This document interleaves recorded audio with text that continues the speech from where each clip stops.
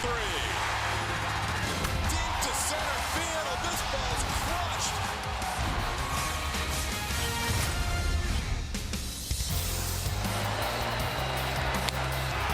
High fly ball. Deep to right field. All the way to wall. Slam.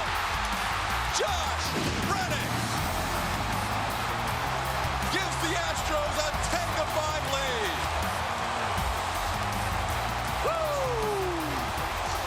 Josh Reddick matching his career high with a 6 RBI night, part of a 10-6 Astros victory. The Astros off to a great start at 5-1, taking on the Baltimore Orioles, first day game at Minute Maid Park of the 2018 season as we wrap up this 3-game series. Hi everybody, welcome back to another day of Astros baseball. Todd Callis alongside Jeff Plum. Plummer, it was great on opening day, a sold-out crowd. They raised the banner yesterday, the ring ceremony. Today we go to baseball. Yeah, a little bit of a deep breath, a little normalcy. It's nice to get that routine. I know Dallas Keuchel will appreciate the fact he gets loose and knows he's just going to take the mound and not pick up any more hardware. We will reflect back still on 2017 at times, but as we focus in on 2018, Dallas makes his second start of the year. Yeah, it's good. This is a great place for Dallas to be. Pitched well, got the quality start in that last time out against the Texas Rangers up in Arlington, but he is in his happy place. He is happiest when he was wearing that white uniform, and especially pitching here in the month of April. These are great numbers from that ALCS game. He's pitching at home. The numbers are extremely good, but he is comfortable on this mound, pitching in Minute Maid Park of all places. He's very good when that sinker is on the arm side. We heard last time in Arlington, he got a little too heavy on the glove side and lost the command on the arm side, which led to some of the issues that he had. Fought through it. The team came back and helped him out offensively. Beautiful day here in Minute Maid Park as Dallas Keuchel, in 41 starts since 2015, has phenomenal numbers at home. That slugging percentage of .289 in the last 3 seasons. Yeah, you assume that's going to be a batting average, but a slugging percentage under .300, pretty dang impressive in this ballpark. As you can see, the roof is open. We're getting ready for baseball. When we come back, Julian Morales will have more on the hero of last night. Josh Reddick strutted out to the ring ceremony, and then he worked his glove magic early, and then his stick took over from there.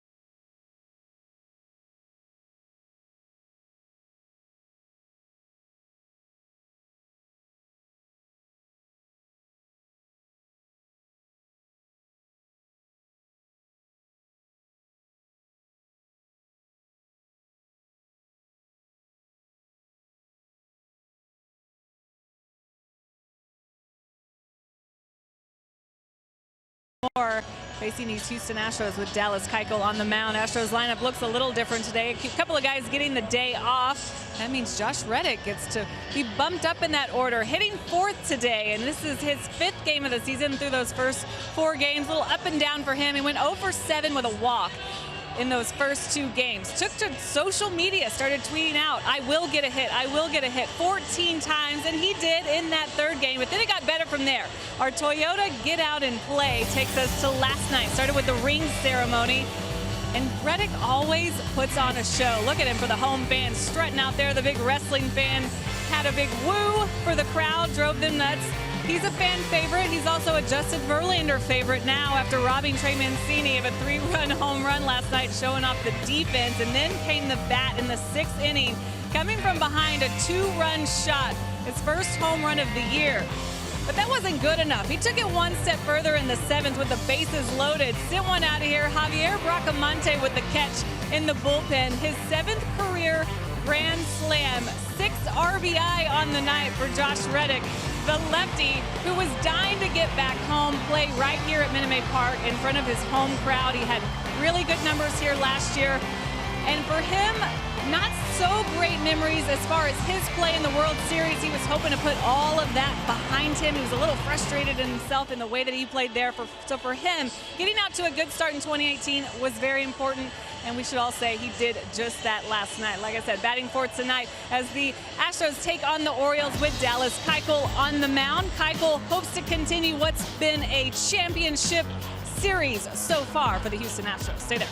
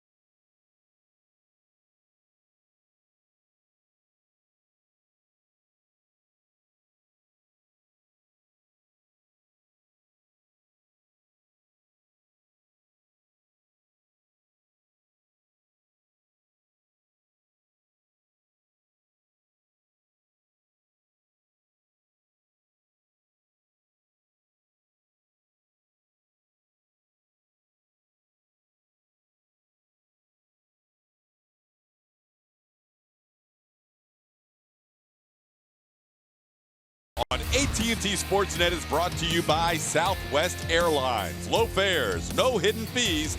That's transparency. Afternoon baseball from Houston, Texas. First day game of the 2018 season from Minute Maid Park. Roof is open. Beautiful afternoon. Temperature reaching right around 70 degrees, and Dallas Keuchel on the mound. It's good to see Dallas out there. It's good to see him in that white uniform. The white kick's looking pretty sweet, too. At home since 2015 against the AL West, a 2.93, against the American League East, a 3.26. The beautiful thing is that April ERA at 1.97. Now, Dallas Keuchel, this will be his 76th start here in Minute Maid Park. The 75 previous, he has a 36-21 record at 2.94 ERA, which is an amazing thing. And last season, he was 6-3 with a 2.26 ERA. Also, April at home, Dallas Keuchel should be a pretty good afternoon for him. opposed to Justin Verlander, who started last night and has not had a lot of success in the month of April. His highest ERA of any month. Dallas Keuchel's best ERA of any month is that first month of the season.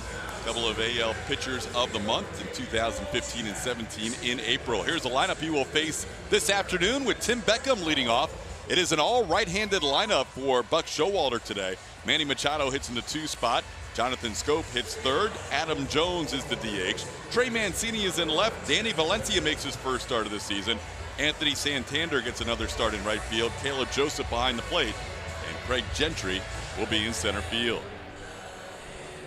Astros coming into this game with a 5-1 mark. That's their best start after 6 games in over 20 years. 1997 the last time they were off to this start. Astros winning 3 out of 4 in Arlington against the Rangers and taking the first 2 games in this series. Dallas Keuchel's second start of the season is underway with the pitch that misses inside, ball 1. Missed a milestone last time Dallas Keuchel was on the mound in Arlington. That was his 150th start of his career. Pulls the string on Beckham. It's 1-1. Keuchel paired up once again with Max Stassi, who gets the start today. Stassi's 3rd start of the season. Brian McCann starting the last 2 nights. Away to Beckham. It's 2-1. Beckham, one of the guys in the Orioles lineup that has good numbers against both Justin Verlander and Dallas Keuchel coming in to this series. Beckham was 3 for 3 heading into last night against Verlander, and he's 4 for 7 against Keuchel. And he's 5 for 8. Ground ball up the middle for a base hit. Beckham, a leadoff base runner for the Orioles. Today's starting defense presented by Xfinity. We mentioned Stassi behind the plate. Let's go on the infield first. Bregman Gonzalez on the left side. Carlos Correa with a day off, nursing that sore toe. That was expected. Jose Altuve gets the start at second. J.D. Davis at first base. And in the outfield from left to right, Derek Fisher, Jake Marisnick, and last night's hero, Josh Reddick.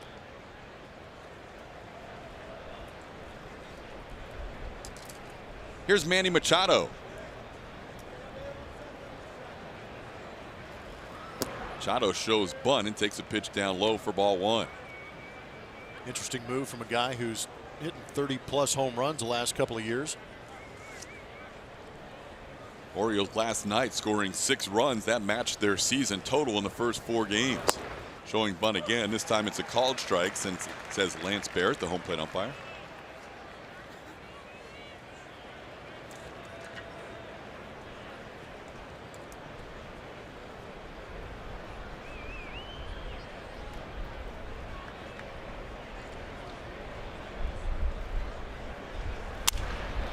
Broken bat into left field. Derek Fisher comes in, makes the play for out number 1.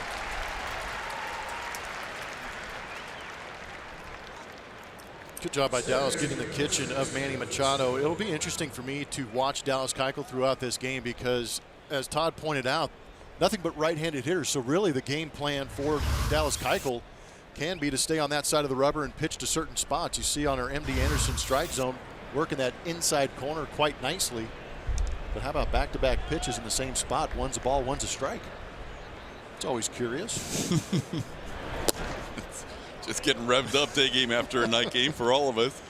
We had such a blast last night, but that was a lot going on in one evening. In fact, by the time I got home, I finally caught up on all the Twitter responses on our Twitter Tuesday. Yeah, there was really no chance to get on that Twitter because we were so consumed up here in the booth with the entertainment that we had sitting in between us. I told you last night after the game, that's the first time I never caught up to the feed. And I felt bad because it was a Twitter Tuesday. And you're popular. No. We found out who the most popular on the broadcast was last night in the post-game show. There were a lot of birthday requests after that. Ball slicing into right field. It's going to find some open space. Josh Reddick picks it up on a couple of hops. Going first to third is Tim Beckham on the base hit by Jonathan Scope the other way. Keuchel and Stassi have a small conversation on the way back to the mound after that last pitch. Does not count as a mound visit. Dallas was backing up home plate.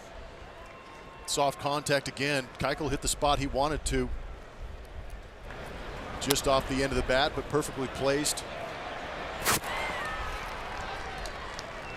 Keuchel's, he's used to pitching with guys on base. I don't think it flusters him all that much, and I think the understanding from Dallas Keuchel is that he's always a ground ball away from getting out of the inning and getting out of damage.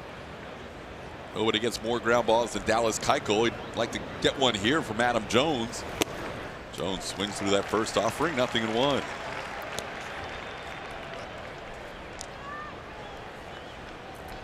Just underway on a Wednesday afternoon. Astros and Orioles. Astros have played the first 7 games in 7 days of the season. Tomorrow will be their first off day. Popped up. Shallow right center field. Back goes Altuve, and he can't see it. It drops in. Play to second for the force out. A run's going to score. Altuve, with the roof open, had trouble on that pop-up, and that cost Dallas Keuchel a run.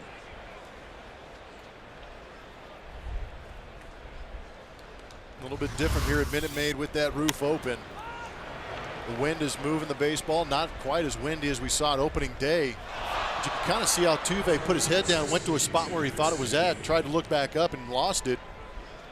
And it's tough to tell if you're an outfielder and you're coming in and you see the infielder. That looks, on replay we see, oh my gosh, I don't know where the ball is, help me out. But what the outfielder is seeing is an infielder with his arms out as if he's calling it. So that kind of pushed Josh Reddick away from the play. Yeah, I was thinking the exact same thing. Great point. And I'm not sure if Reddick gets there. That would have been an incredible amount of space to cover. But at the same time, he did ease up, thinking that Altuve was maybe signaling him off. And it may have actually helped keep the runner at first base by waving like that too, making him think that he's camped under it. Ends up going as a fielder's choice. So they get the out at second.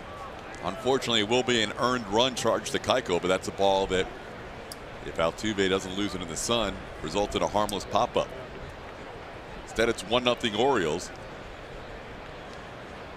And Keuchel delivers to Trey Mancini outside. It's 2-1.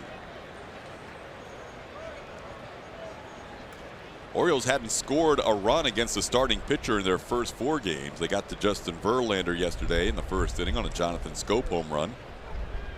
And today the Orioles get a run in the first. Now Keuchel behind 3-1. Mancini coming in with a 125 batting average. He is 2 for 16, including a home run. Thought he hit a 3-run home run last night, but he was robbed by Josh Reddick.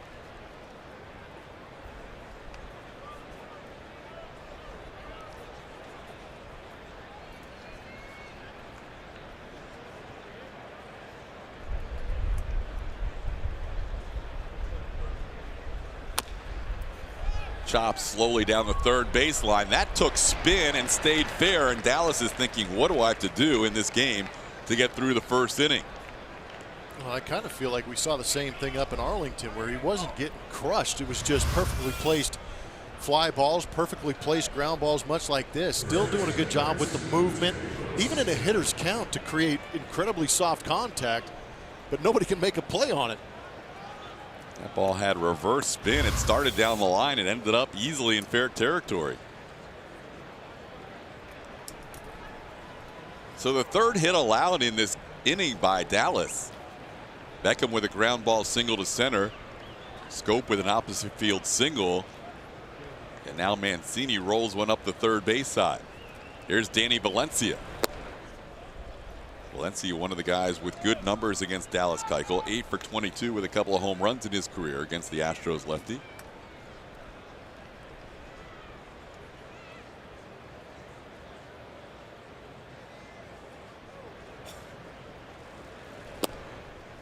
There's a strike called, 1-1.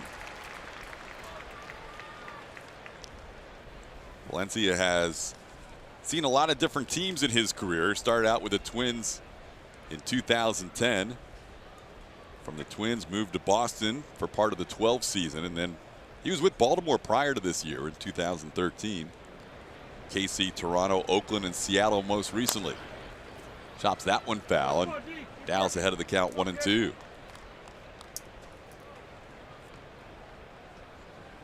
Last start for Dallas, 7 hits allowed, 4 by lefties. That's not going to happen today, barring something unusual, as he does not see a lefty in the lineup.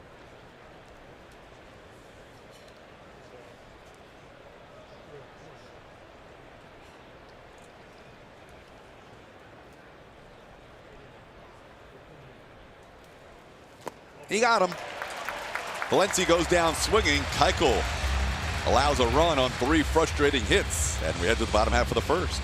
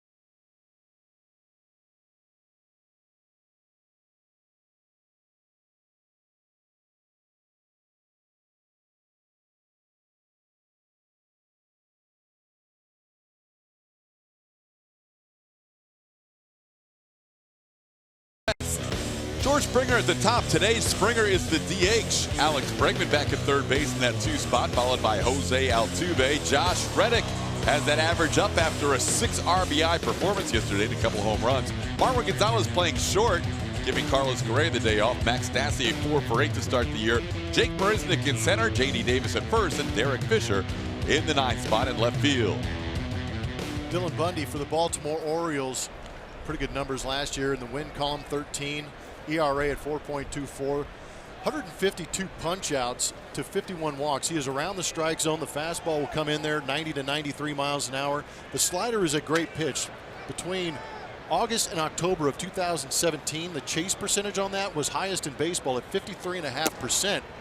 And he had a ton of swings and misses against that slider against Minnesota in his first start, 12 to be exact. Yeah, picked up right where he left off last season. Getting those righties to chase the slider as he faces George Springer. George bounces one on one hop. Tim Beckham, the third baseman, makes the play. And Springer retired for the first out. When you have a chase percentage on the slider higher than Brad Peacock, you're doing something. Yeah, a couple of very good sliders. Bundy started out strong his first outing, 7 shutout innings in his first opening day start. Ended up with a no decision as the Twins came back in that game before the Orioles won it in walk-off fashion in 11.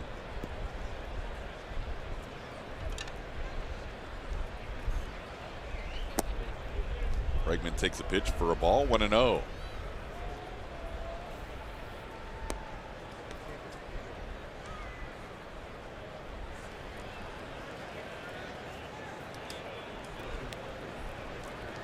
Bundy has made 1 start in his career against the Astros. He's also come out of the bullpen 1 other time. He has not fared well against Houston in his career in those 2 appearances. 8 earned runs in 5 1/3 innings. Relief appearance came in May of 2016. The start came last year on July 23rd in Baltimore.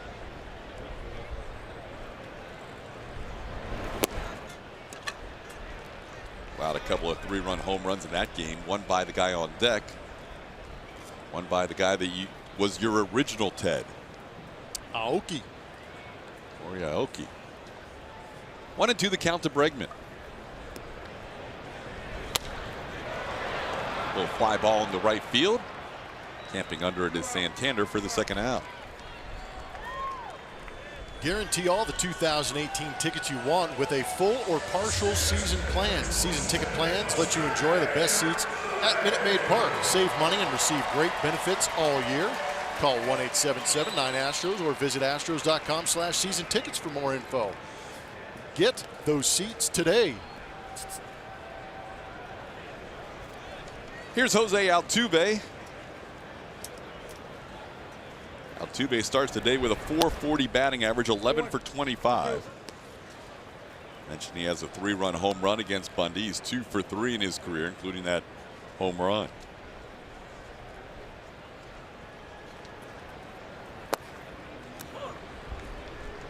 Wonder how Aoki's going to get his ring. Playing in Japan this year. Send a special World Series plane over there. Heavily insured. Swing and a miss. It's 1-2.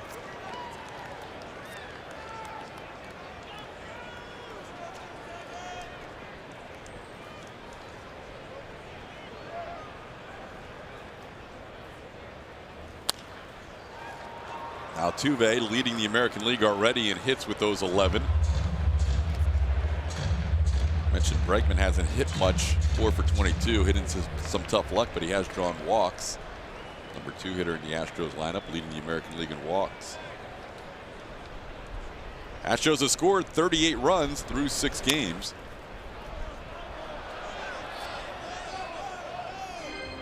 Buck Showalter not happy about that foul ball call. He thought that should have been a fair ball and playable, but Altuve apparently fouled one in the box. It would be nice to show off our rings today, but we will not be getting ours until tomorrow. The Astros organization is doing a pretty cool thing tomorrow. They're going to have a similar ring ceremony to what you saw the Astro players get for everybody in the organization to have their opportunity here on the field and receive them. A great photo opportunity for them. Dylan Bundy started to walk off the mound, thought he had struck out Altuve. So we could show them off on Friday. Friday will be the big day. There you go. Better start working out. Thing looks huge.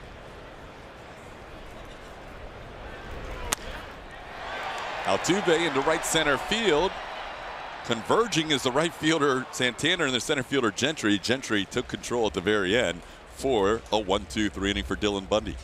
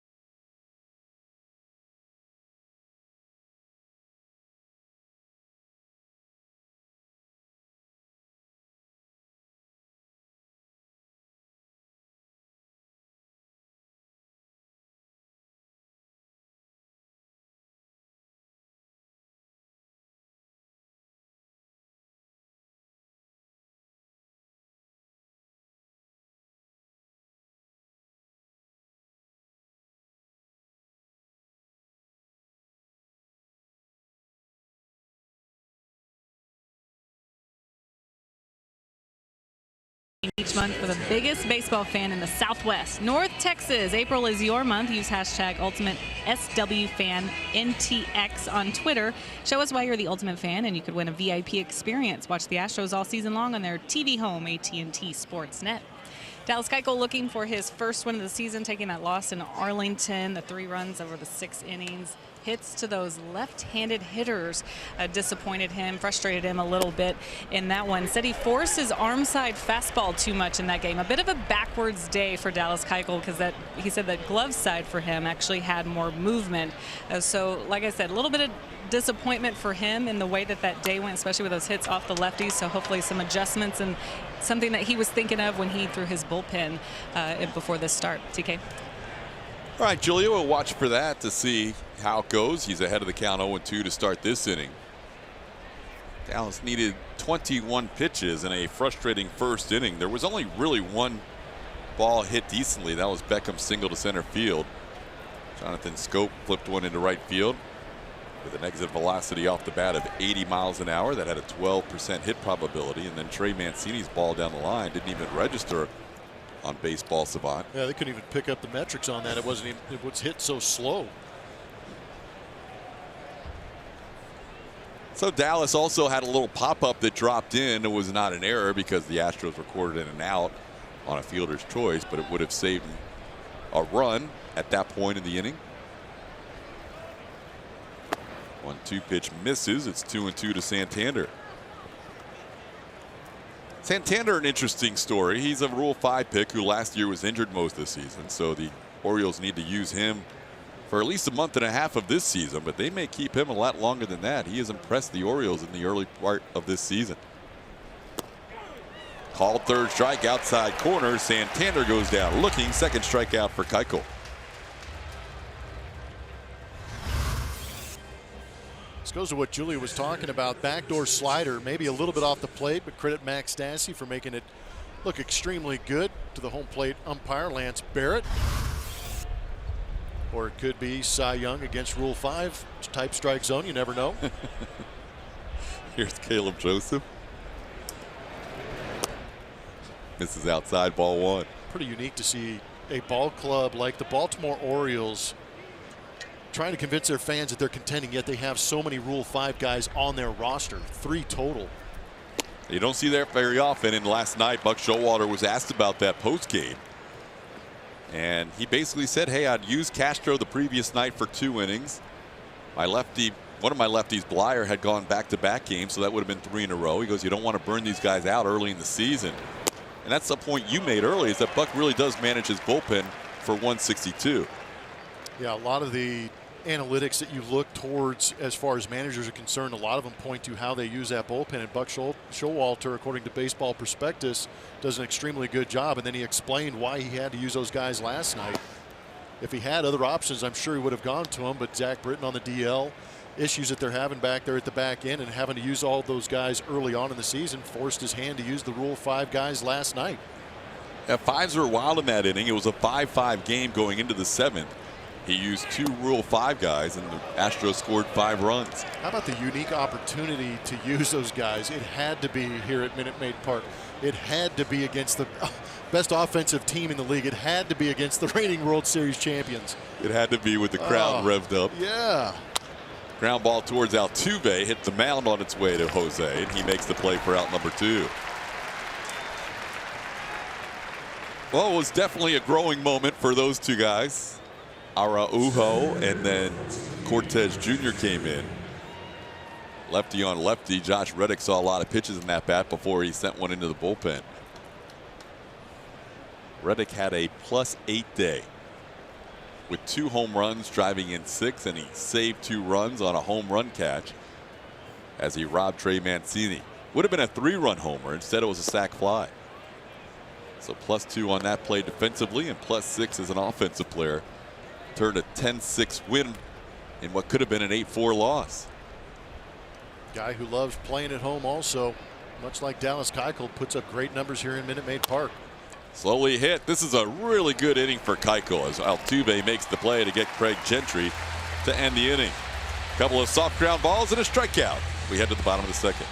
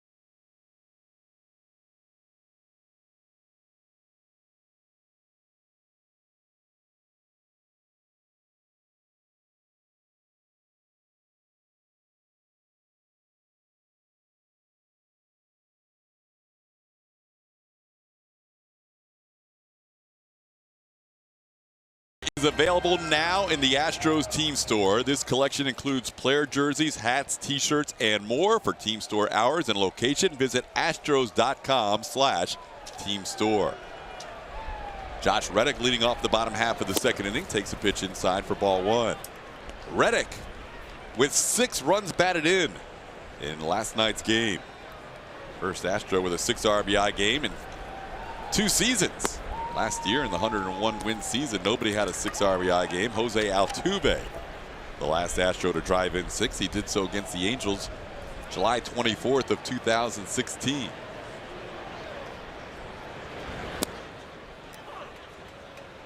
One of the drawbacks of not staying on top of the Twitter feed yesterday was a lot of fans were trying to inform me about the RBI lead, which I said Justin Smoke had the lead at 9 and that Carlos Correa had 8 as Reddick picks up right where he left off last night with a single to center. Reddick joined the fray too, jumping into the top 5 in RBIs with those 6 last night. It's fun to watch that early in the season. It's also fun to watch today's power player. It's presented by TXU Energy. It's Marwin Gonzalez coming to the plate. Talk a little bit about his versatility. Today, Carlos Correa getting the day off because of that toe injury. It's nice to have a guy like Marwin Gonzalez. Number one, he can play all over the field, and he is a plus defender at all the positions. Number two, he can go up there and switch hits, so it doesn't matter who's on the mound. You can insert him in the lineup. He can hit right-handed, left-handed, and obviously, because of that replay, you see he provides plenty of pop and led the team in RBIs last year with 90. Quite a season for Marwin Gonzalez last year with those 90 runs batted in. But anyhow, the Twitter people were trying to let me know about Didi Gregorius' 8 RBIs. So I apologize. I apologize for not bringing that to the broadcast, and I appreciate you trying to help out. And I'm sorry I didn't see that. But you know, Marwin's versatility was the subject, one of the topics, because Buck Showalter goes to many topics in his media session. But one of the topics Buck brought up, he talked about the Astros having an 8-man bullpen and the Orioles having a 7-man bullpen, and he said Marwin Gonzalez is the guy who allows them to have a 3-man bench. It's crazy that Marwin allows you. Marwin is so good that he allows you to have that extra guy in the bullpen, but he also allows you to carry a third catcher. That's another thing that kind of popped up in watching what Marwin did last year for A.J. Hinch, is he can bring on that third catcher.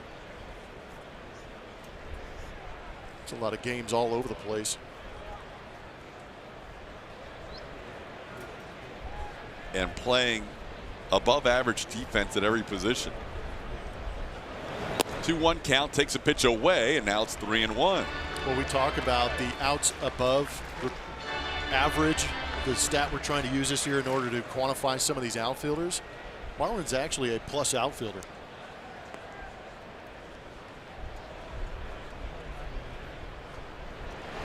Drill down the right field side all the way to the wall. Josh Reddick heading to third. He'll be held there. Marwin into second. Second and third. Nobody out for the Astros. Marwin loves him some eaters of the fastball kind. Especially in 3-1 counts, and you can anticipate it. You get the pitch you're looking for, and he throws the barrel at it. He might actually be disappointed he didn't get enough launch angle on this thing to drive it out of the park. Ends up being a double, hopefully leading to a big inning. Such a quick, direct bat path to the baseball. Quick hands, another good base running exhibition put on by Josh Reddick also. So that'll bring up Max Stassi with the infield back. Runners on second and third, nobody out. Stassi has started the year 4 for 8, including a couple of RBIs. Orioles with a ground ball would concede a run unless it's hit directly to Tim Beckham.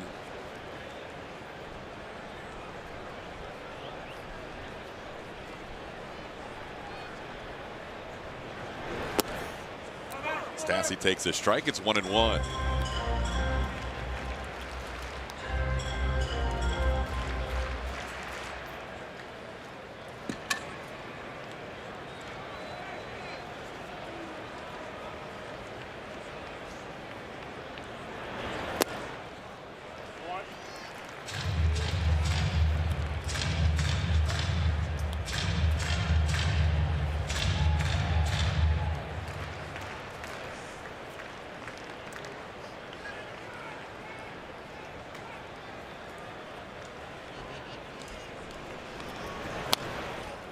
2-1 pitch fouled away. It's 2-2. Stassi's done a good job. Primarily a defensive type guy when he's been called up in the past due to some injuries. Works well with the pitching staffs, but here in spring training we saw him really make a concerted effort to really flatten out that bat, get on plane early. It's paid off here early in the season. Big situation for him, driving a couple runs to get the Astros on the board. There's that slider. This time it breaks over on the outside corner, and Stassi takes it for a called third strike. Big strikeout there for Bundy, first out of the inning. Didn't get the swing and miss, but still a strikeout with the slider. Bundy had 7 punch-outs last game against those Minnesota Twins, and all 7 of them were via the slider.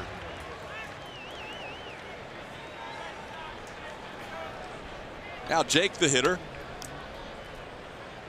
Or isn't it coming in, batting 200? Couple of home runs and 3 runs batted in. Around the bunt, takes a strike. The infield back for the Orioles, even deeper for Marisnick than they were for Stassi. But Jake thought about a bunt for an RBI. Reddick can run down there at third base, so if he did see that ball down early, he should be able to score relatively easy. Beckham a little closer, but he's still fairly deep at third. Now Jake down in the hole, 0-2.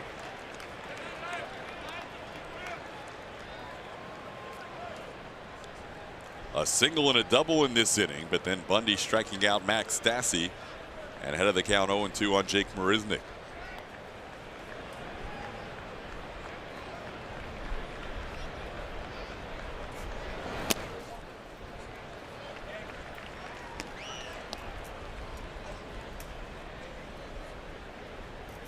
AJ knows the importance of moving the baseball in this scenario.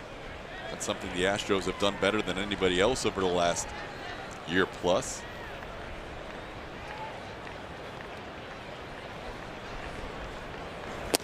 Jake takes upstairs, 2-2. It's good to see Jake taking that pitch up in the zone.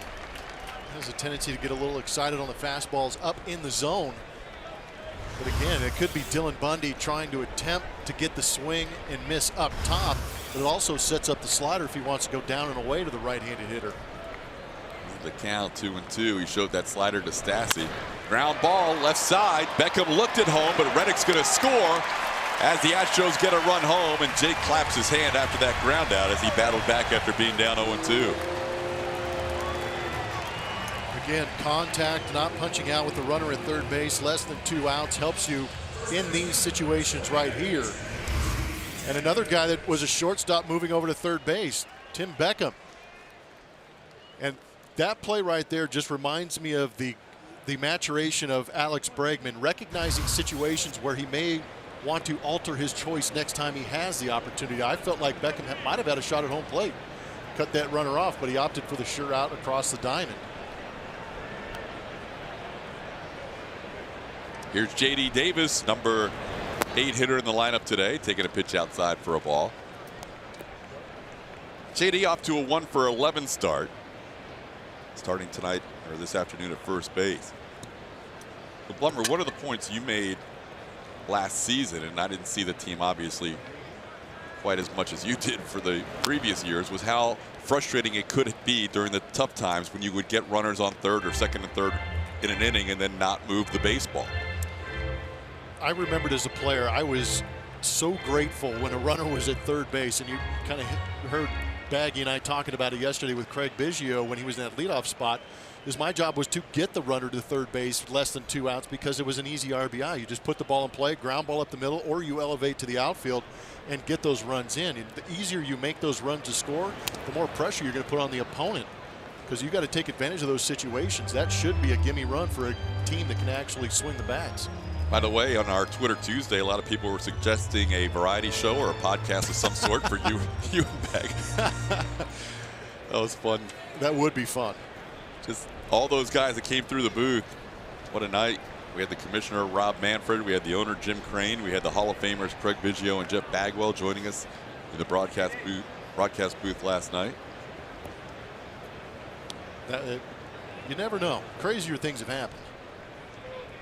We'll get Baggy back up here. We'll get Bish back up here. That's going to happen. Well, I think that's the beauty of the Astros organization too, is understanding the legacy and the foundation that even even Biggio said the foundation that these guys created. Bagwell is very good in the booth. And Biggio even pointed a little bit further before him, Nolan Ryan and Mike Scott and these guys who really, created the legacy here in Houston. But they've done a good job of keeping Biggio and Bagwell around, and I think Baggy will be around a little more often. JD Davis goes down on strikes, 2 strikeouts in the inning for Bundy, but the Astros tie it up 1 apiece.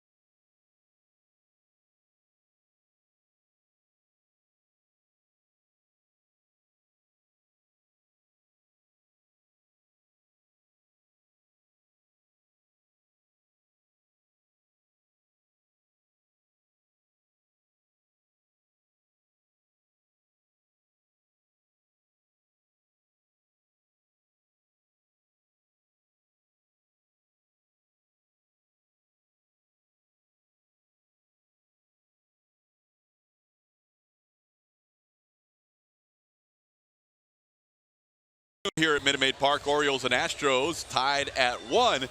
Brianna has joined us. Carbonell last year. Have we changed? Yes, Hughes. Congratulations, first of all. Oh, thank you. Big wedding right before the season. I know. It was last weekend or 2 weekends ago. So I'm like, okay, now I'm back. Didn't you have enough going on already? Yeah. Tell me about it. Did not plan for the World Series win, but not complaining at all. Not at all. But you roll right from wedding into the opening of the season, Yeah. and it's been crazy for 2 days. And now we've got a lot of giveaways to talk about for the upcoming weekend, huh? Yeah, absolutely. It's our championship weekend presented by Coca-Cola, and it's going to be a ton of fun for fans. So it kind of kicks off with our World Series replica trophy on Friday. High pop-up. Who wants it?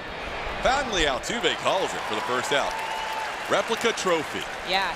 So this is, a replica of the Commissioner's Trophy presented by Coca-Cola, 10,000 fans. The entire weekend, really, we're expecting large crowds. So encouraging fans to get here early. Absolutely. And tickets are still available. So if you want this guy and the championship weekend promos, which are going to be awesome, go to astros.com/promotions and check out all the fun things that we're doing this weekend. So Nice this work, is Friday. Vanna. Thank you. That's really cool. Yeah, right? With the base, and you can spin it around? Yeah. That's awesome. Yeah. And another Strozone Friday? Strozone on Friday, we will have a World Champions t-shirt. So Wow. keeping with the theme, Strozone tickets are still available as well. And so it's going to be a cool t-shirt. It's got the World Series trophy on it in the background, and then it has a kind of team sketch of them winning the World Series. So it's going to be a neat The T-shirts are always great in the Strozone. Fans love them. Exactly. When yeah. you say Strozone tickets are available, that didn't happen towards the end of last year. I know. So you got to jump on it early for sure. Well, Reddick makes that catch. We have 2 quick outs, and then let's go to Saturday. Yeah. So Saturday, this is the big nice. one, right? Yeah, this thing looks good. Yeah, so this is our replica World Series World Champions ring. So this is again presented by Coca-Cola, but 10,000 fans will be getting this one. And it's got some good weight to it, and it's But going to again, be the detail on it. The detail I noticed last night with the World Series rings is great, and this replica is just as good. Yeah, it's going to be a very popular item. So looking forward to this one. Again, encouraging fans to get here early. We are implementing a rule. You can't line up before 8 a.m., so want fans to know that. But we're excited to welcome people here early at the ballpark, and it's going to be an incredible giveaway. So 10,000 fans will get that one. Awesome. Yeah. It's got weight to it. Yeah, it turned out really well. Yeah, we're Holy- proud of that one. That's Saturday. That is Saturday. Okay. Yep. And then we wrap up the weekend with our World Champions commemorative poster presented by Powerade. So just a kind of nice team shot of us winning the World Series, and it's got everyone's signature on there from the roster that won the World Series. So That is really excellent. nice. yeah. Celebration at Dodger Stadium. Yeah, and then on the back we've got our Never Settle. There you go. Yeah, our So- commemorative gold. So a lot happening this weekend as the Padres are in town. And then we even have more when the team comes back after a quick trip to Minnesota. Yeah, we can't leave a weekend untouched. So yeah, we have Strozone coming back again. That's going to be every Friday night. We will have a Super Springer Strozone t-shirt on that Friday. And then on that Saturday, we are doing a World Series MVP Springer bobblehead that 10,000 fans will get as well. And that's presented by Coca-Cola. So it's nice. It's got him holding the World Series MVP trophy. It's got his stats from the World Series along the base. So fans can kind of I mean, see. right down to the detail of the mohawk coming out the Oh, back of the hat, nice. too, Can't huh? leave the mohawk No. out. Yeah. So this was a fun bobblehead to make. You know, the World Series patch is on there, so really true to kind of that moment when he acknowledged, or when he was acknowledged as the World Series MVP. Week from Saturday. Yep. Week from Saturday. April 14th on that Saturday. So. Wow. Well, I'm glad we at least got everything in because Dallas works quickly. And He does work It's quickly. count of 2 and 2. But going back to the ring, I mean, the rings were given out last night, obviously to the players, and that was a great moment. I got to think this is going to be one of the most popular items that's ever been given away by the Astros. Absolutely, and we're thrilled about it. I think, and you know, it's a great product, it's a great giveaway, and it really is getting to 10,000 fans that get to be a part of this moment in our history. And I think it's going to be a special item that people can hold on to and keepsakes.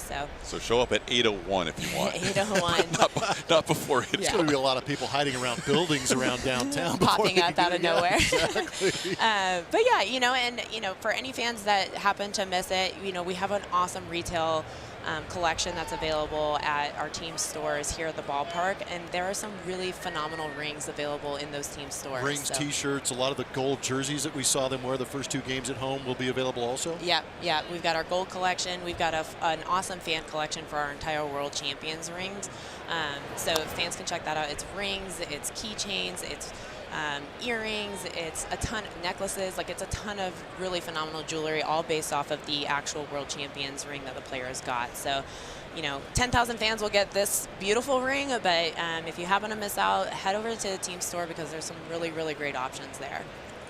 Fans have been just jamming up those stores. I know it's been great to watch. Everybody wants a piece of what happened last year. It was special. I mean, last night was special, getting to see the players' reactions on the field to their rings, and you know, they were just so excited. They were walking off the field, and you know, they didn't want to take them off. I'm like, you guys got to play a game first. The rumor has it one of them may have slept with it last night. Oh, is that right? Josh Reddick was one of the guys that commented he might just leave it on his ring finger and take a nap for a while.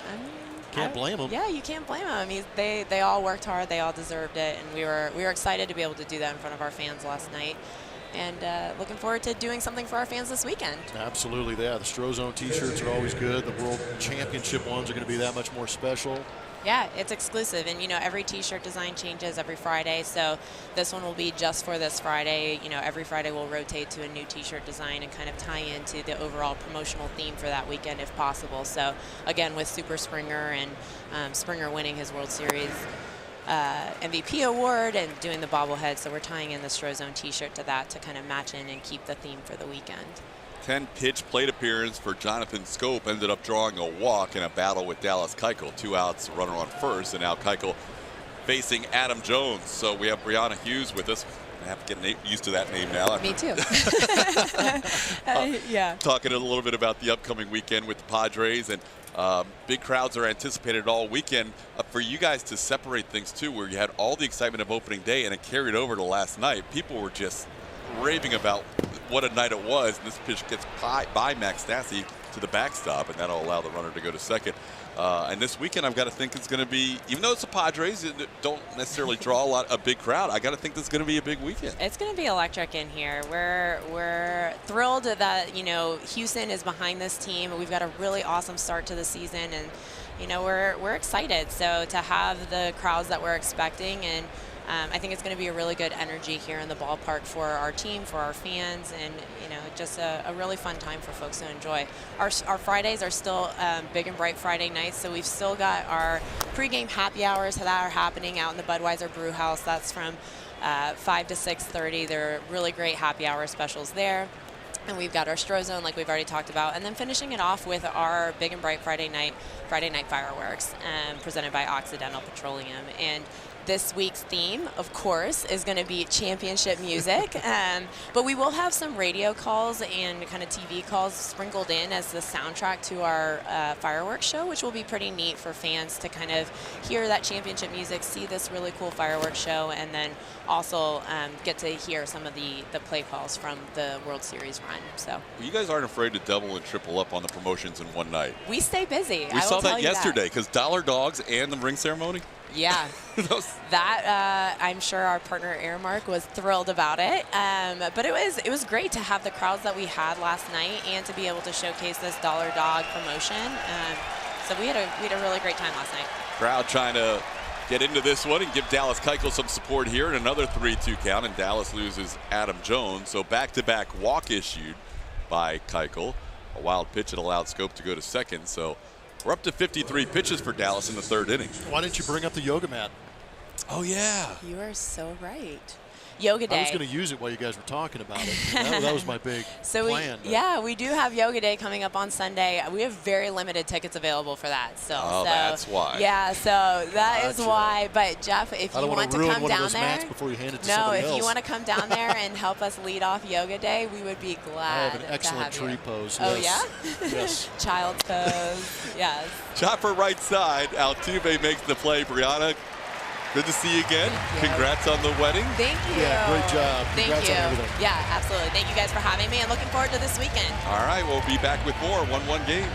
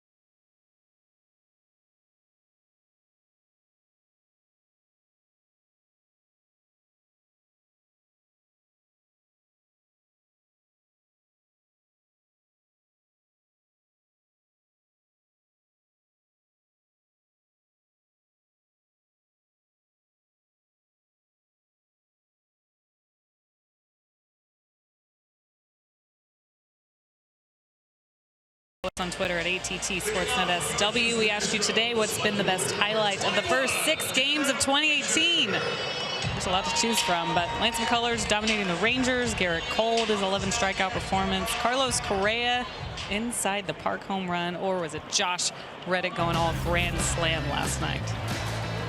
Let's watch it again. I know if we asked Bracamante what he would vote for, he's the recipient of that grand slam home run. He told me a story of how he caught one of your home runs on opening day, I believe. 2003 opening day off Dan Maselli into that bullpen. He caught it. So he wasn't making that up? Nope. No, you know what's great about Bracamante is his memory is unbelievable, but he reminds you of the good stuff. You know, he saw me this morning as I walked through the clubhouse, and he goes, "Poppy," he goes, "I've done that before, and I did it for you." And I said, "I remember that." He goes, 2003 opening day. Nice. Yeah, it was awesome. Javier Bracamante, bullpen catcher out there in the Astros bullpen, catching the Reddick slam, catching Blummer's opening day home run, no 3. 3-pitch strikeout for Dylan Bundy, getting Derek Fisher. That's 3 strikeouts for Bundy, all coming in the last 4 batters. Always good to get off on opening day with a homer, huh? Yeah. I mean, it's nice to get the knock out of the way, but to actually get a home run on opening day, and it's even better too because it's usually a sellout. Yeah. And that was my first opening day start in my career. So doing it here in Houston in front of the hometown fans, that was made it extra special. George Springer, the batter, he takes a high strike. I mentioned Bundy has faced the Astros once out of the bullpen and once as a starter, but Springer didn't get the start that day against Bundy, so he's facing Dylan for the first time in his career. George grounded out the third his first time up. Bundy had trouble with some first pitch strikes prior to this inning, but now he's firing strikes. He had thrown just one first pitch strike to the first 8 batters, but in this inning he's thrown 5 pitches, all for strikes.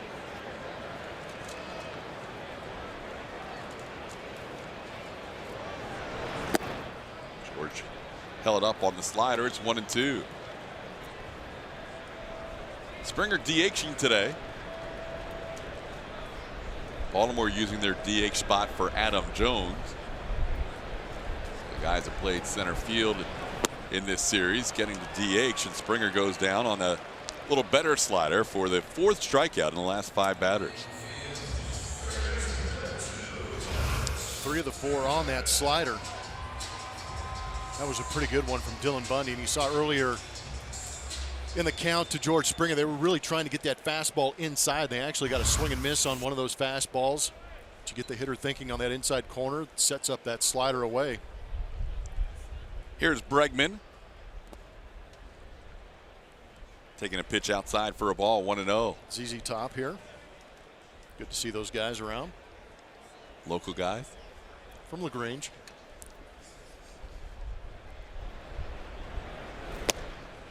Play day games and night games here. Is there a little bit easier sight line with a night game? You still got the hitter's eye back there, but you've got sunshine on that. Yeah, it just brightens it up a little bit. There might be a little bit of a glare off the background a little, but it's still, you know, that dark green is a very good background to hit against. It's different here in Houston with that 3DH and a little bit of the ivy look to it, so it gives it some depth. Just asking because that slider obviously a key weapon for Bundy. Some guys have picked it up and some guys seem like they've had a little trouble picking it up today. It's 2-2. Well, it's interesting. The batter's eye here in Minute Maid Park is not as big as some we've seen. Seattle's got a massive one. It looks like a football field of just darkness back there.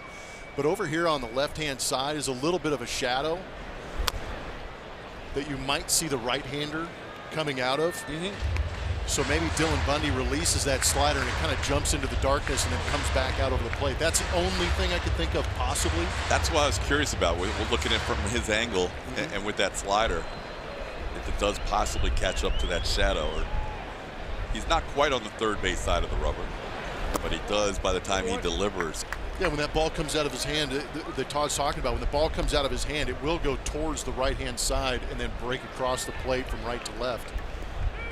A good look at him being on that first base side. Full count to Bregman. He has drawn 6 walks so far this season. Make it 7. Alex Bregman leads the league in that department. 4 hits, but 7 walks, have that on-base percentage up above 350. He's a 2-out base runner for Jose Altuve. Altuve flying to center his first time up.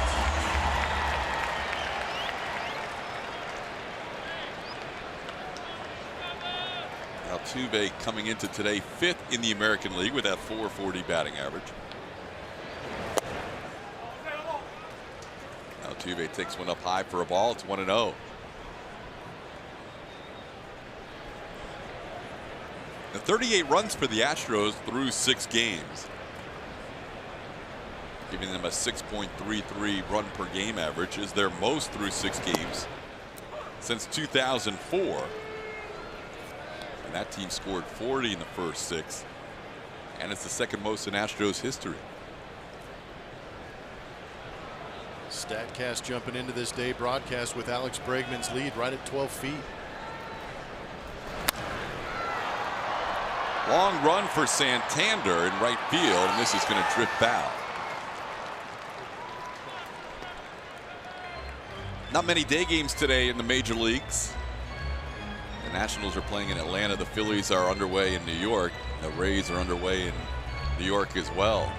Both those games in the Big Apple were delayed. Weather has been a factor this week in the Northeast. Detroit's already been postponed in their home game against Kansas City. And not because of actual snowfall. You're telling me it's because of actual freeze. Jose Altuve lines out. Yeah, cold weather. A little uncomfortable in Detroit today.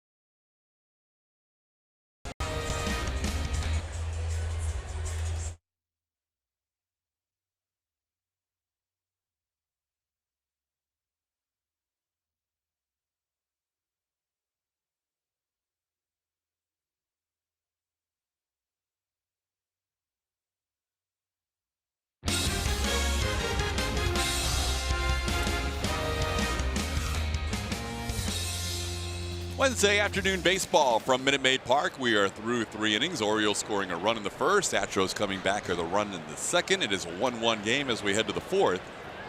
Dallas Keuchel starts the inning with 54 pitches, facing Danny Valencia, Anthony Santander, and Caleb Joseph, 6, 7, and 8 in the Orioles lineup.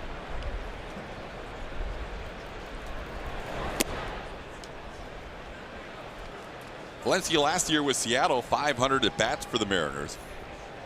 Hit .256, but his OPS of .725 was as low as it has been in the last 6 seasons for Danny. Ended up with 15 home runs, 66 runs batted in. Keuchel behind Valencia 2-0. Dallas walking a couple of batters last inning before getting Trey Mancini to ground out to end the inning. Has allowed 3 hits, all in the first inning.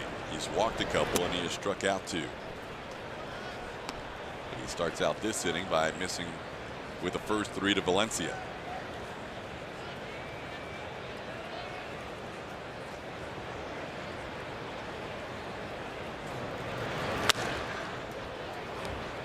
Just foul on the 3-0 green light.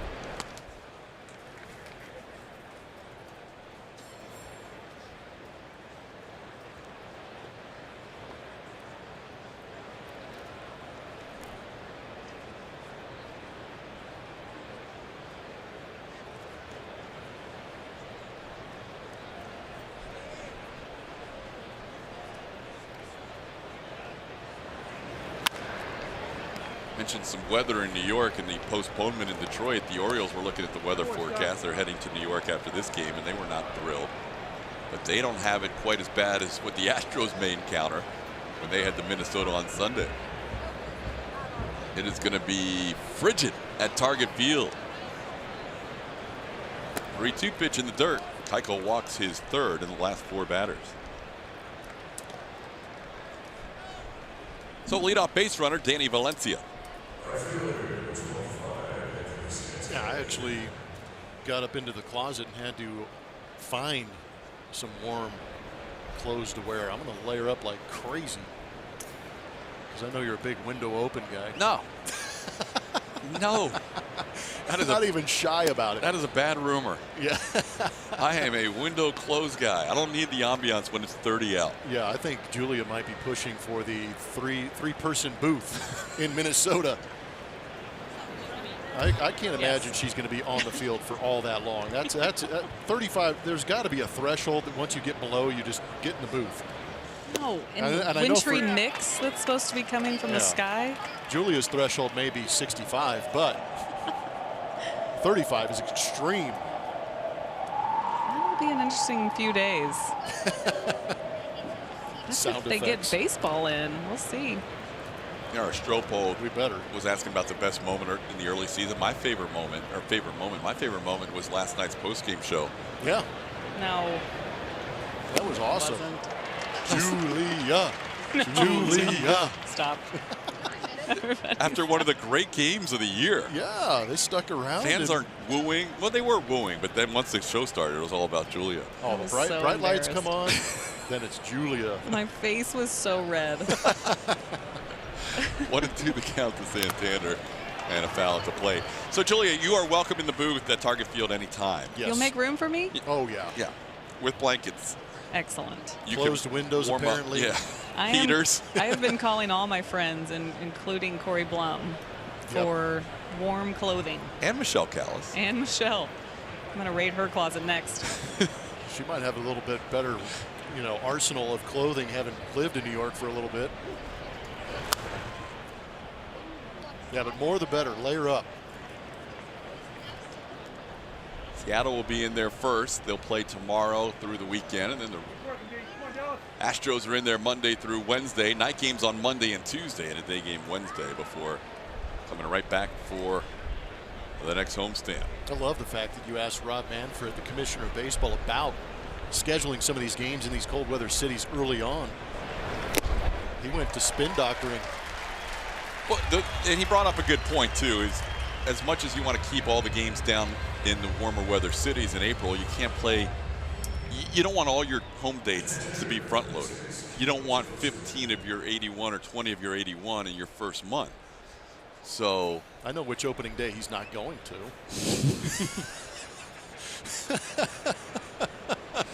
That's my bad. I should have asked the follow-up. Are you going to be in Minnesota for that opening day? all right, so here's the only solution, and what I'm afraid of, no, seriously, is that if you have early starts and you've eventually got to have these opening days in a Detroit or in a Minnesota, at some point I think they might consider going from 162 to 154. There you go. Push it back even further. Give yourself a better chance of having some good weather. So keep the same number of off days and maybe reducing that schedule. I'm not sure if I'm a huge fan of that, but I'm also not sure if you want to avoid these early weather rainouts and snowouts and coldouts, how you get around that with the schedule starting so early. Single into center off the bat of Caleb Joseph, putting runners on first and second. There is something magical about the number 162. I know it used to be 154 for a lot of years, but we've grown up only knowing one season in terms of 162. Altuve is good enough. He can still probably get 200 in a 154, but Yeah, it's not going to stop him. now the number 9 hitter, Craig Gentry. Dallas allowing 4 hits, and he's walked 3, so he's had some traffic on the bases today. There's a strike to Gentry. He grounded out to Altuve his first time. And the walks are, it can be a little bit skewed with Dallas Keuchel on the mound just because his command is so good, and you're seeing a lot of these walks, but the walks were with the baseball down in the zone. He's not missing wildly all over the place on 4 pitch walks. He's usually doing a very good job of working off the edges. He's got good movement today on the arm side that Julia was talking about, and so was Dallas Keuchel after that first start. But he's always been a guy that is very good with his command down in the zone. All 3 of his walks have been on 3-2 pitches. And as Blummer said, they've all been down. Now ahead of the count, 0-2 on Gentry. Looking for a strikeout or a ground ball. Instead, he bounces one. It's 1-2. Good job by Stassi keeping that ball in front and everybody in their position. As far as the bases are concerned, 22.8% of Dallas's pitches last season were down in the lower edge of the zone. Led all of Major League Baseball. By a good margin. Yeah, it was pretty sizable. A good 3.5 points.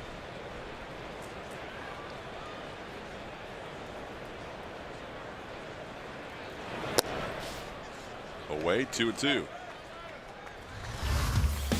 Here's a good look on Mattress Firm's Supermo of that two-seam fastball. That's a strikeout pitch down in the zone, and Dallas can command that up in the zone, down in the zone, but usually working on that arm side, and that is what he talked about with Julia, is on that left side of the plate. If you're facing the hitter, that is his arm side. That's when he is at his best, is when he's commanding that arm side because of that two-seamer, but he also can throw that changeup on the same side of the plate. Get a right-handed hitter start leaning out over the plate with that sinker and changeup, opens up that inside part for a little bit of a cutter, slider every once in a while too. A little meeting at the mound now in this 2-2 situation. Dallas knows the importance of this pitch. He was ahead 0-2, and now it's 2-2, and he and Stassi a little meeting.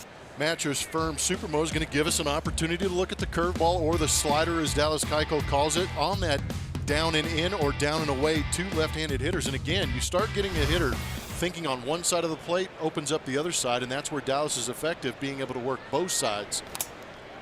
Fouled off the mask of Stassi. Stays 2-2. Good Supermo look at those pitches.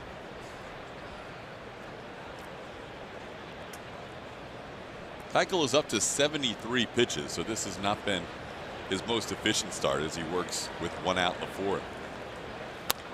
On the ground, Altuve, backhand. The turn, not quite in time. Ball gets away from Davis. Runner trying to score, and he will. Valencia coming in to score as that throw by Gonzalez eluded J.D. Davis at first base. And the Orioles take a 2-1 lead. It was going to be a tough turn, not hit hard off the bat, off the end of the bat of Gentry, who runs well. But a pretty good flip, and you can see Marwin Gonzalez try and muscle that ball over to first base to try and beat the runner. And in doing so, yanks it low. We saw some good picks from J.D. Davis a couple days ago for Alex Bregman. But that one skipping away, Valencia running with his head up, sees it's far enough away from J.D. and gives it a shot. That'll go as a fielder's choice at an error on Marwin Gonzalez to allow the runner to score. Now Dallas facing Tim Beckham, throws him a strike. It's 0-1. It's always a tough error when you try and actually accomplish a play to get your pitcher out of the inning.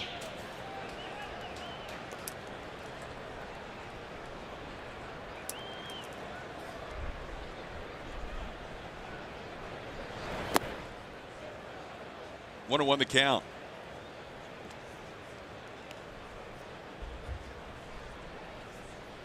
Beckham has singled, scored the game's first run for Baltimore, also popped up.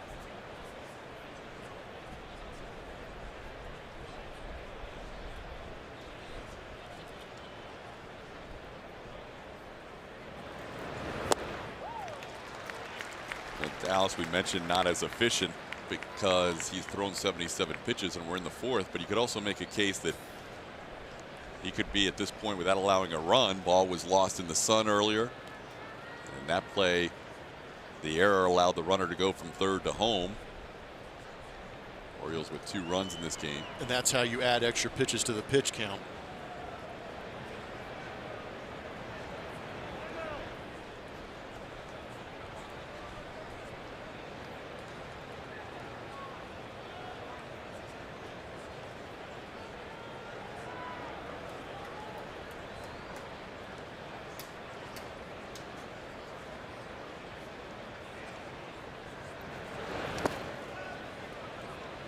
Two and two the count.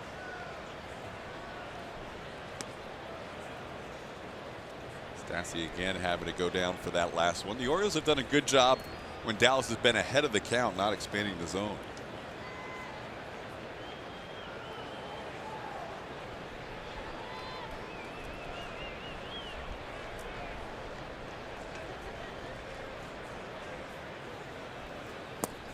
That was close. And it's a full count. And it's tough to be patient with a guy like Dallas, just in the sense that he does such a good job of movement. That's a great pitch. Pitcher's pitch, painting that low and away corner, not getting the call. As Dallas, when he's going well, makes that pitch look like a strike for so long until you commit, and then it's sinking or changing or cutting out of the zone.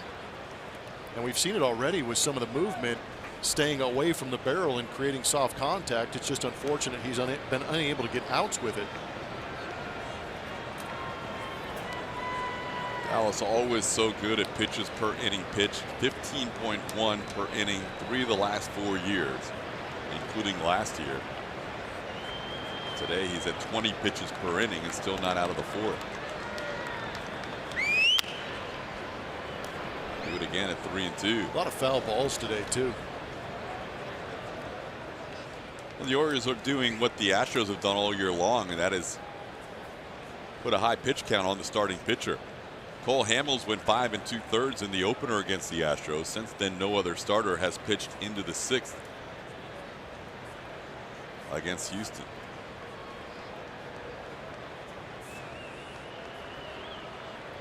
Gentry off with this 3-2 pitch, and it's ball 4.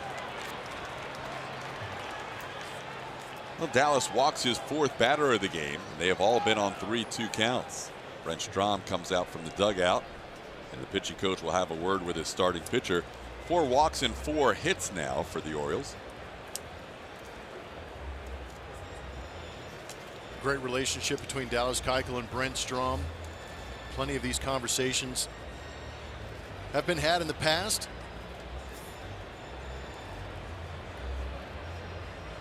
Could be mechanical. It could be you're not missing by much. Keep going after it. Stay with the game plan. Tough situation right here, though, with Manny Machado at the plate and a couple of runners on.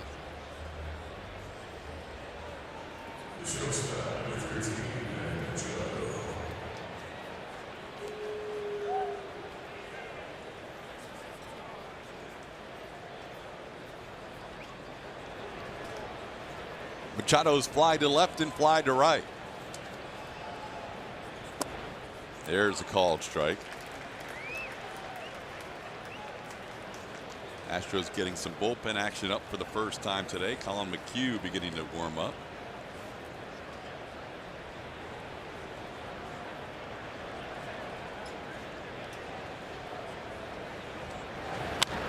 Popped high in the air on the infield. Alex Bregman is under it and puts it away for the final out. 2 left on. Sorry, Josh Reddick due up. Big night last night, looking to get the Astros back into this one.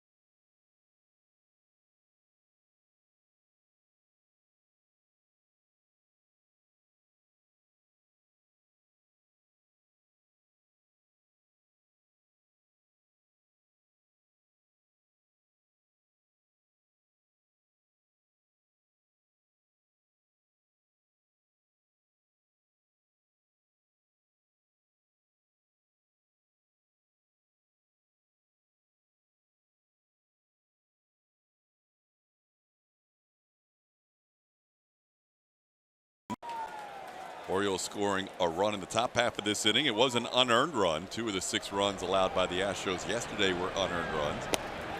As Bundy starts Reddick off with a strike, it's 0-1. Josh Singleton scored the Astros' only run of the game when he came home on an RBI groundout by Jake Marisnick. Bundy all of a sudden locking in the strike zone the last inning. Plus, he's ahead 0-2 on Reddick. Especially with the off speed. Now showing that slow breaking ball. First one at 71 miles an hour, that last one at 74. There's a base hit. This guy is red hot all of a sudden. Josh Reddick started the season 0 for 8. He's now 5 for his last 7, including a 2-home run night last night and 2 for 2 today. Getting all Jose Altuve about things here at home. He was the first guy since Altuve with a 6 RBI game last night, and now Marwin Gonzalez the batter. Astros' 3rd hit of the game. Reddick has 2 of them, and Marwin has the other one, a double to the wall and right. Bundy's also walked 1 and struck out 4.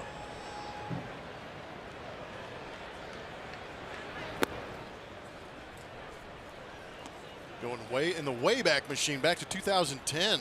AAA with the Cubs. Marwin Gonzalez, yes, on your left-hand side. Hands well up above the shoulder, next to that left ear. Then on your right-hand side, the current Marwin Gonzalez, hands around the letters on his jersey, going a little bit lower. Been much more efficient with that swing. We saw him in that first AB hit the fastball extremely good. What's interesting about Marwin is starting high with the hands up here probably led to a lot of movement, as opposed to with his hands a little bit lower. I feel there's less movement, it's more efficient, doesn't get the hands up as high, but still puts himself in a great position to go after those fastballs.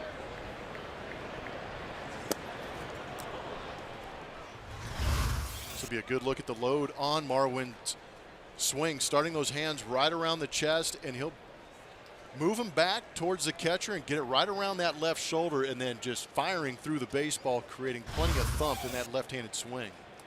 And what's unique about Marwin also is that his left-handed swing doesn't mirror the right-handed swing. He's 2 different people. He was signed by the Cubs in November of 2005 as a 16-year-old, and then started his pro career right after he turned 17. Saw him as an Iowa Cub, hit 2 home runs his final year with the Cubs at Iowa, and also 2 at Tennessee. He only had 17 home runs in the minors in 2,000 at bats. Part of that was the maturation process. Adjustment.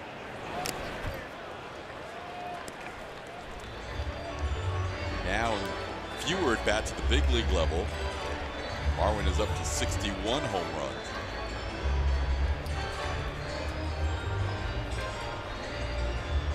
'23 of them last year. I'm not sure when Marwin started to switch hit, but a lot of times guys, when they do start to switch hit, power is the last thing you're thinking about. You're trying to find a way to make contact and get some hits. There's a ball in the dirt. Reddick, always a good base runner, gets a nice start, and he's safe at second base. Joseph tried to make the throw on the run, and Josh goes in head first and advances. Josh has done a very good job this season so far early on and in his career of advancing 90 feet and taking advantage of mistakes. That was a great job right there. Gutsy read, but as long as you commit, you've got a pretty good opportunity, and the speed picks up for it. Pretty good attempt by Joseph throwing on the move. Well, that power coming late as a switch hitter, is that something you dealt with? Yes. If you go back and you really want to bore yourself, go look at my minor league numbers. Look at them? No, oh gosh, man! I got one yesterday. It's a day game after a night game. I know it's early. Sorry, Baggy got me. I feel I'm all discombobulated with it. You look at it this year. Although my minor league numbers, as far as power, the doubles were there, but it wasn't really much home run pop until I hurt my elbow, or I had elbow surgery in 1998, and I was rehabbing in Jupiter for the A-ball team there, the Jupiter Hammerheads. And a minor league coach, Frank Kremblis, pulled me off the side. He goes, "Have you ever thought about getting your hands away from your body?" Boom. All of a sudden it clicked. It opened up area for my hands to move through the zone a little bit better. And like you said, it's maturation. You get a little bit bigger, a little bit stronger, learn your swing a little bit more, and you start to drive the baseball. So for Marwin, it was dropping his hands, and for you, it was getting your hands away from the body. Yep. Here's Max Stassi, 0-1 count after the strikeout of Marwin Gonzalez. Dylan Bundy up to 5 strikeouts in this game.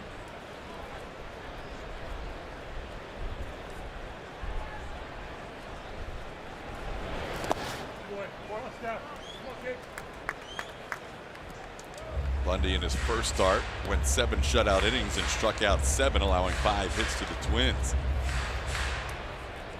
threw 88 pitches in those 7 innings against Minnesota. He has thrown 67 pitches in this game with 1 out in the 4th. Max Stassi called out on strikes. He was the first strikeout victim for Bundy, so he has struck out 5 of the last 9 hitters, and he's ahead of Stassi 1 and 2.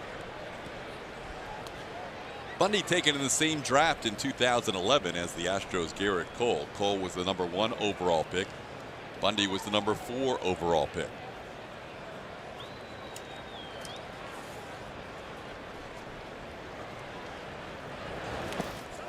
In the dirt, Stassi chases, and that will be a strikeout. That's now 6 for Bundy, and 2 in every inning since the second, 2 outs in the 4th. The slider from Bundy is interesting to me just because in the sense that, you know, we've seen some sliders here recently that have been in the 86, 87, 88 mile-an-hour range. Good, sharp, late break. He's only throwing his slider up there at 81 miles an hour. On the all of 2017, he averaged 83 miles an hour. So it's a little more of a little bit bigger break, a little more time to see it. But the Astros are having a tough time, much like the Minnesota Twins. Jake swings through the first delivery. Jake has the 1 RBI so far today for the Astros on an RBI ground out when he was down in the count 0-1, or excuse me, 0-2. He's 0-1 here. Bundy's done a much better job of first pitch strikes after starting out 1 for 8.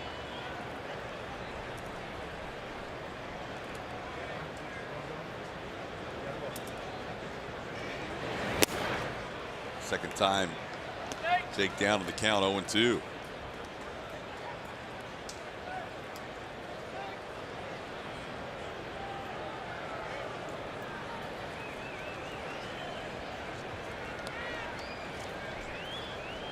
Astros winning the first 2 games of this series, 6-1 on Monday, 10-6 last night, down 2-1 today.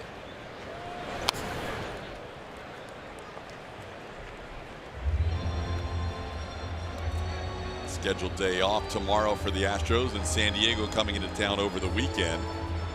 Mentioned Bundy and Cole in the same draft class of 2011. Garrett Cole will make his Astros Minute Maid Park debut on Saturday. Lance McCullers Jr. gets the first start in that series on Friday, and Charlie Morton wraps up the homestand, same guy that started it. Jake pops one into foul territory. Valencia drifting towards the crowd and makes the play for the final out of the inning. A leadoff single by Josh Reddick, and he is stranded. We head to the 5th.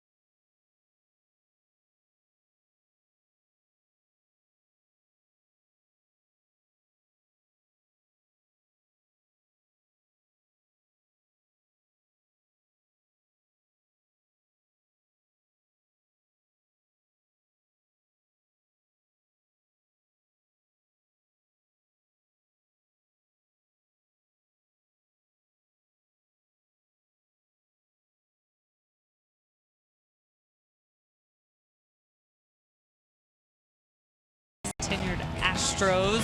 Spent his entire career here as he was a 7th-round pick out of the University of Arkansas, studied apparel studies, wanted to design shoes, then worked his way up into the big leagues. Made his debut against the Texas Rangers, got the no decision that day. After that, struggled in 2013, had an ERA over 5, worked to just make the starting rotation in 2014. That was the changing year for him. That's when things really turned. Fastball command came around through 200 innings. And then came 2015, where he built on that. Of course, won the Cy Young Award that year, the Gold Glove.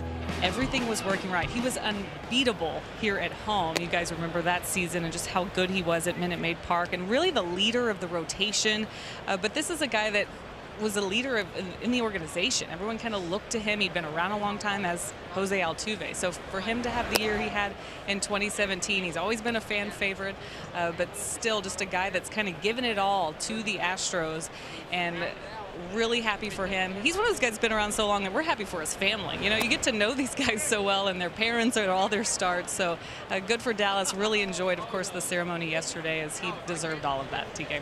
Yeah, no doubt about it. Dallas making his first home start of the season today. He's always had such great success here at Minute Maid Park. Today's been a bit of a frustrating afternoon, starting the inning with 84 pitches, and he's 3-0 on Jonathan Scope.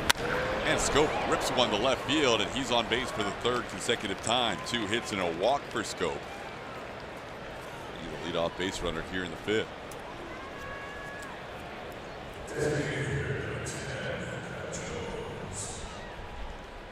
I'll bring up Adam Jones. Jones is bounced into a fielder's choice. He didn't actually bounce into it. He popped one up, and Jose Altuve couldn't find it. Roof open. Not many clouds, high sky, and ball dropped in, and Jones reached first on a fielder's choice, and a run came in to score. There were a couple of clouds on the way home last night. You ran into that storm, huh? Wow. This one is on the roof of the dugout. There's some nasty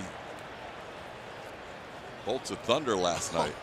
Lightning like I've never seen in my life.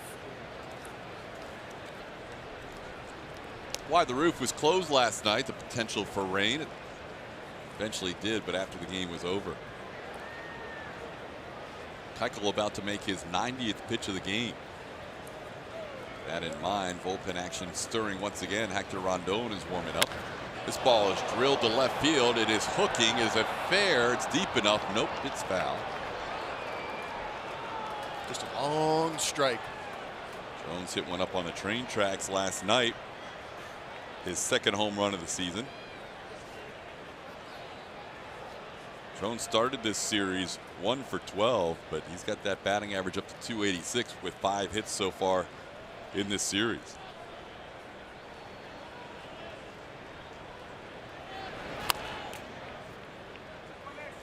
Stays 0-2. Good pitch. That went to the glove side, the inside corner, as you look at Hector Rondon getting loose. Better slider. He gave up one that just got yanked foul pretty deep. This did a very good job of boring in and getting in on the hands of Adam Jones, trying to fight it off. Jones brought those hands in and actually clipped Stassi on the follow through. This went down and blocked by Max. It's 1-2.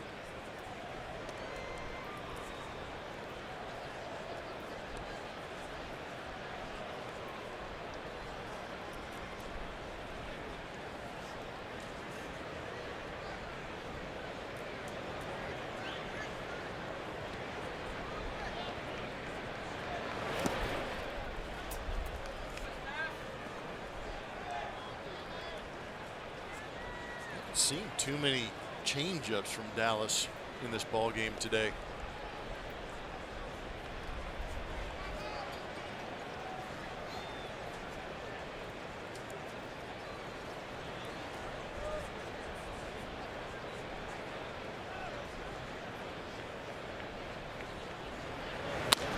On the ground, a couple of big hops for Marwin. They get the force at second, and a quick turn by Altuve.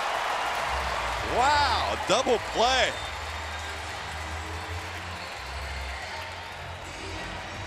Nice turn by the boys up the middle, and I think this is where that slide rule that Jeff Bagwell was talking about yesterday comes into play, because there's no fear. Jose Altuve can stand on that base and wait as long as he wants to get that feed from Marwin Gonzalez and not have to worry about the impending impact from a base runner. Good turn. Initially, you thought that's a fielder's choice because that was not a well-struck ground ball, and Marwin had to go towards the hole.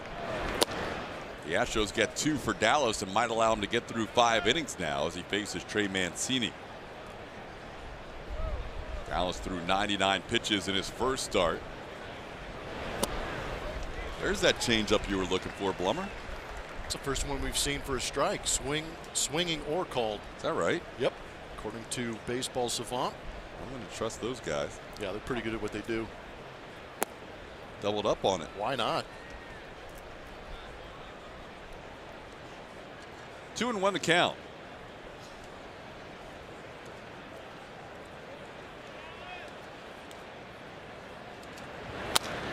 On the ground, Marwin has the play. Sidearm throw. It bounces in there, and he is safe at first base as Mancini. J.D. Davis tried to make a swipe tag. And for now, it's ruled the second error of the game on Marwin Gonzalez. A.J. Hinch trying to figure out if they're going to challenge this one. Doesn't look like he caught him. Yeah, I don't think so either. He just didn't get his feet set. Caught it on the short hop. Tried to get quick with it instead of following through and showing off that great arm that he has. Just a quick flip. He thought he was going to end the inning, and it ends up extending the inning with the error. Second one on the afternoon for Marwin at shortstop, filling in for Carlos Correa. Marwin frustrated out in the outfield grass at shortstop. It's probably had a little more time than he realized to make that play. Now Danny Valencia the batter. Well, Dallas hasn't had the best defensive support today.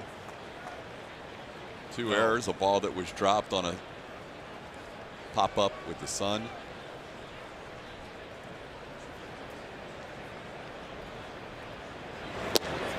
There's a strike. It's 1-1. Valencia has struck out and walked. Dallas at 100 pitches now.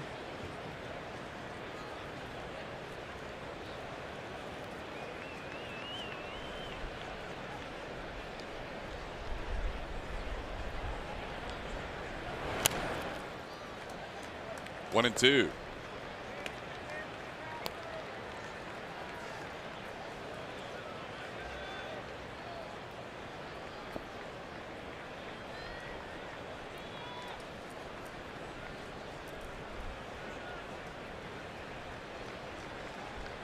Valencia's first start of the year, giving Chris Davis a day off against Keuchel.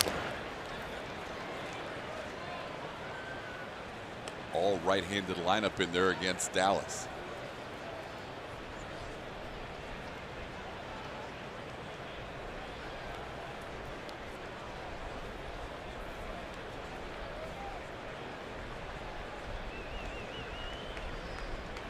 Definitely don't want the defense to be lackluster when you've got a guy like Dallas Keuchel on the mound. He has such a high ground ball percentage. You want to have those guys behind him that are ready to play and ready to make plays behind him.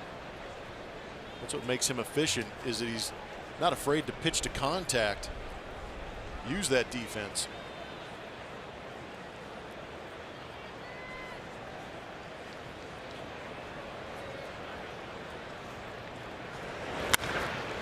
Bregman, sharp ground ball. His throw's a little high, but JD's on the bag, and that'll do it for the Orioles.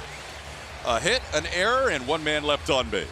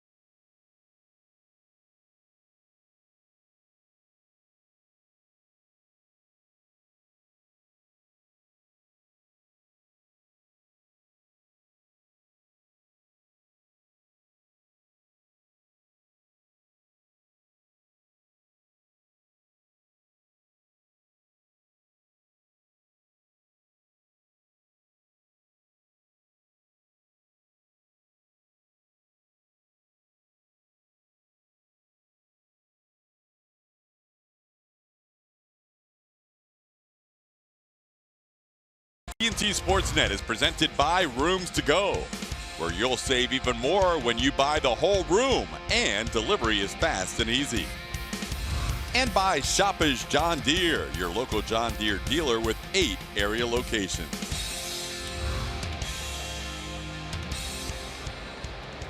Bottom half of the 5th inning, halfway home in this 2-1 game. Orioles leading the Astros as J.D. Davis leads things off and swings to the first pitch from Dylan Bundy. Bundy has struck out 6, all of them in the last 3 innings. Astros have 3 hits in the game. Bundy has walked 1. And Dylan continues to pound the strike zone ahead of J.D. Davis, 0-2. He's doing a good job of getting some late swings. Might be all up in the head of the Houston Astro hitters, because at 92-93 with that fastball, you'd expect the Astros to be able to barrel some of those up. And some of that good off speed and that slider again for Dylan Bundy, doing a good job. But here in an 0-2 count, not being afraid to throw the fastball in the strike zone might be shocking some of these hitters. Seeing more defensive swings than we have aggressive swings from these Astros.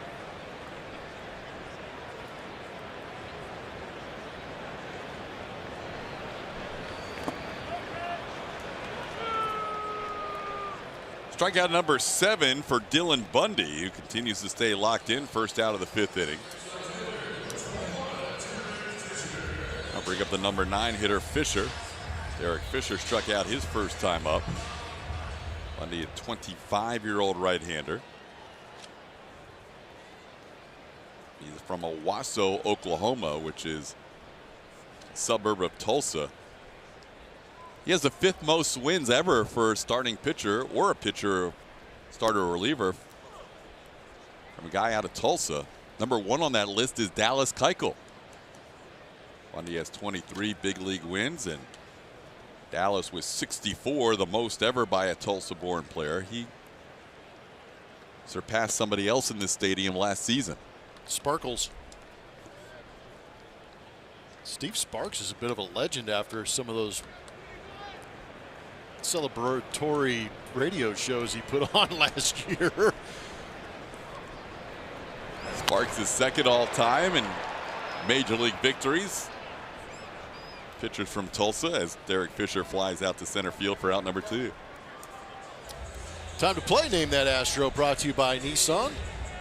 Fishtail, trade wins, career year. Stumped. Fishtail, trade wins, career year. I got it. Nice. I didn't even write it. You're good at this game. Strami was a stumper for some people yesterday. That was a good one. Here's George Springer. Up high to George, 1-0. Well, the Astros coming in with 38 runs scored, 2nd in the major leagues, but Dylan Bundy has limited them to 1 run on 3 hits. And he breaks Springer's bat and has a 1-2-3 inning with Scope making the play. Dylan Bundy, through 5, leads the Astros 2-1.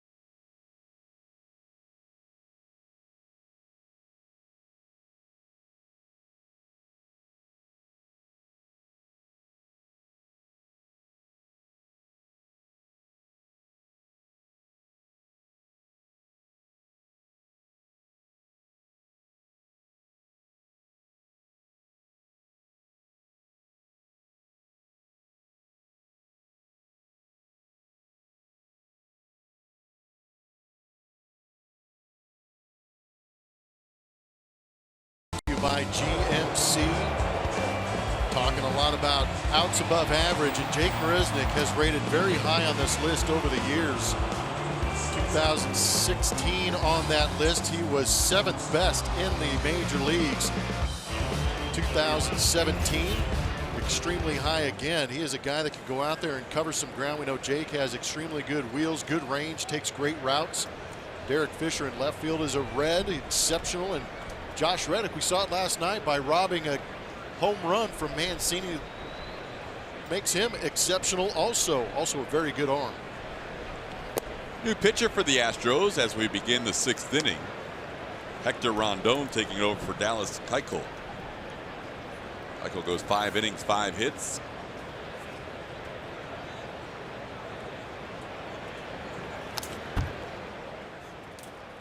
One and one the count. Be interesting to see how Buck Showalter uses his bench moving forward. Still a pretty tight game. Plenty of lefties on that bench for him.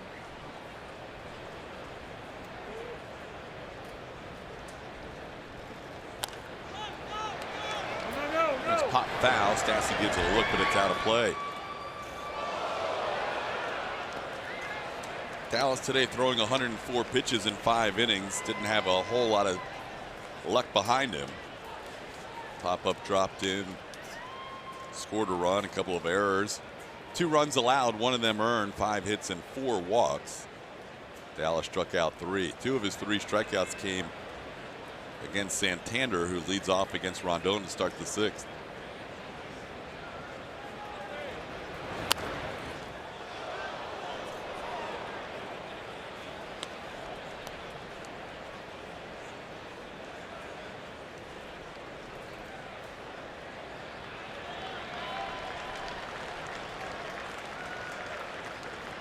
Mentioned all righties in the lineup. Santander, a switch hitter, turning around against Rondon.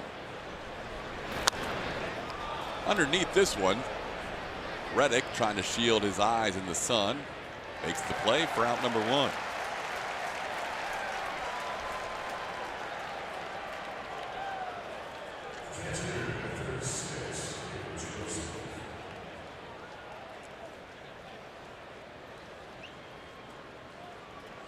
Third Astros appearance for Hector Rondon since coming over from the Cubs.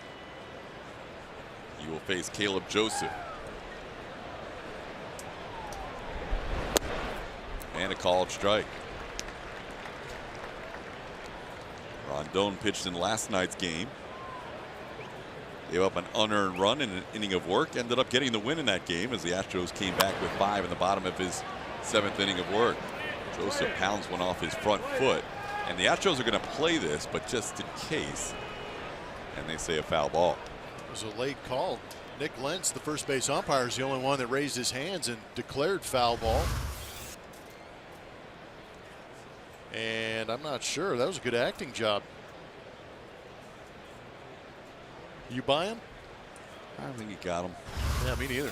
Oh, I think he got him. I don't think it did. It's a good sale job. We looked at it, but we didn't agree. 0-2 the count. 1-2. Yeah, I'm way off on look at it this year. Way off. It's all right. Got 1 out of like 12 layups. If I just leave that window open, I'm hoping you jump through it, but you haven't yet. No. Swing and a miss. Baggy's even better than me. I think Baggy was looking forward to it. Strikeout of Joseph. Rondon picks up 2 quick outs.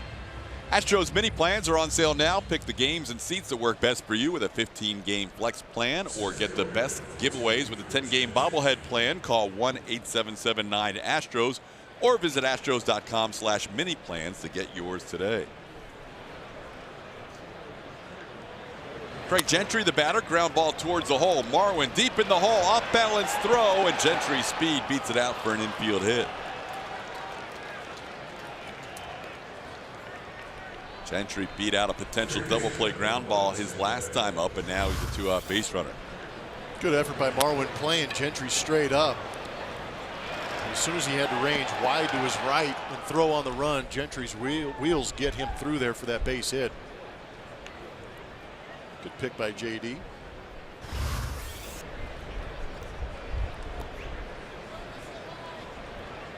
So back to the top of the order, Tim Beckham, the batter.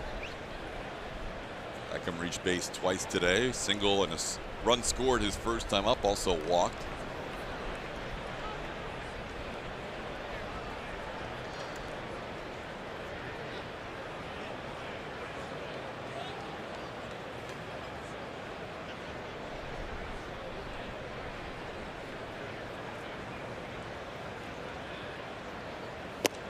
Give you an idea of Craig Gentry's speed. He comes in for the Orioles at 28.6 feet per second on the StatCast sprint leaderboard. That puts him, by Astro standards, in between Jake Marisnick and Derek Fisher.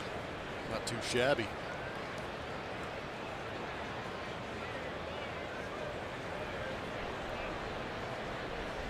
There he goes, fouled away, and it's 0-2.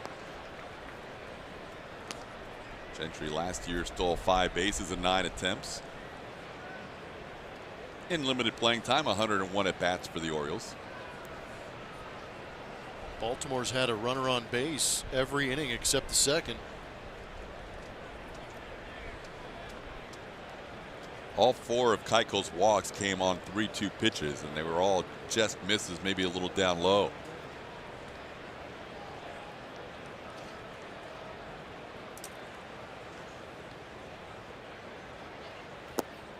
Beckham holds up. It's 1-2.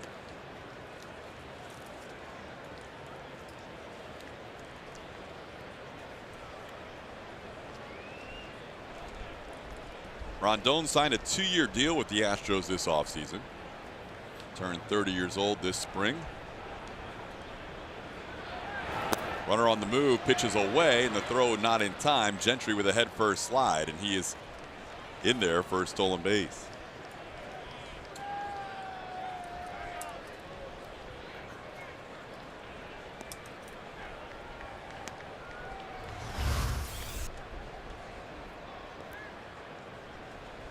Good pitch to run on. Tough to pick that as a catcher and make a strong throw down there. Stassi does the best he can. Rondon throws a lot of sliders to right-hand hitters, especially with 2 strikes. Beckham able to lay off that 1-2 slider.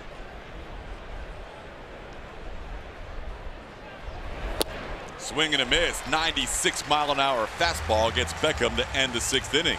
We head to the bottom half of the 6th. Still 2-1 Orioles.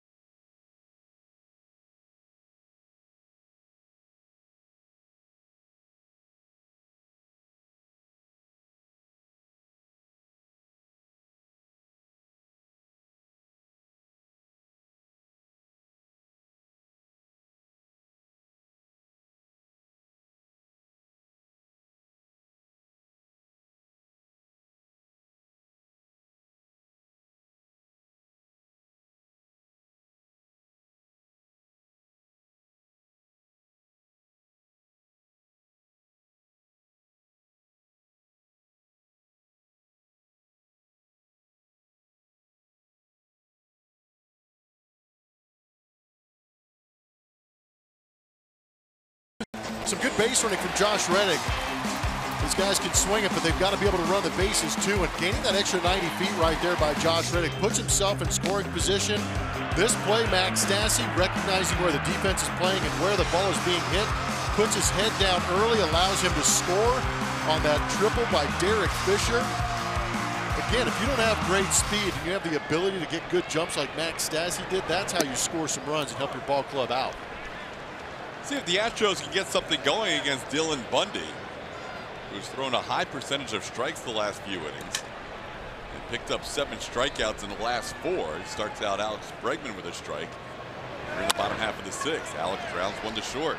Machado is there on a couple of hops, and there's 1 away. Our Houston Methodist League leaders with Altuve coming to the plate. Fastest from home to first base. We talked about how Altuve can be extremely quick in short bursts. And he gets from home to first, the fastest, 3.33. Last season, September 24th, late in the season too. How about that? Still laying it down, but when you can smell that hit, you know he's going to try and leg it out. The other side of that is long distance runners home to third. Byron Buxton, 10.52. Some of those numbers are amazing. So is Altuve with his 12th hit. Well, the long strides of Buxton don't help out Altuve's first to third or home to third. Buxton can cover a lot of ground with those strides. It's amazing once those guys get going and the length of stride, creating so much speed. So Altuve, a 1-out base runner. Astros down 1, and the hottest Astro right now at the plate in Josh Reddick. Josh 2 for 2 today, 5 for his last 7. Coming off a 6 RBI game last night.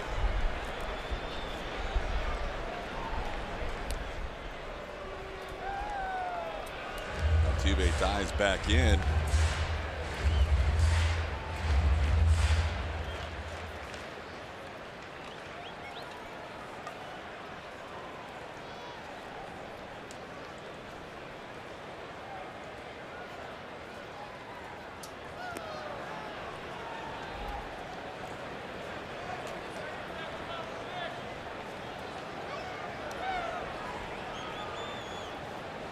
Reddick matching his career high with those 6 runs batted in. A multi-home run game for Josh.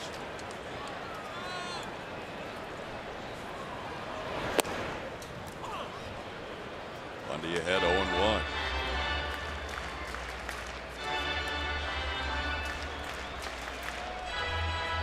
Altuve, a notorious base stealer. Get a chance to check out his lead at first base. May not be as extensive. There's a base hit. Reddick, another hit. He's 3 for 3 today. 5 consecutive base hits going back to last night. Throw gets away. Altuve to third.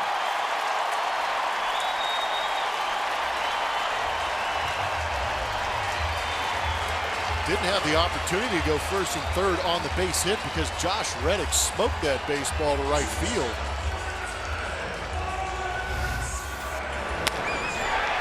Ball ripped into right field, got to the right fielder, Santander, pretty quickly, but tipping off the glove of Machado, and Machado not hustling after it. Altuve took the opportunity to gain that 90 feet.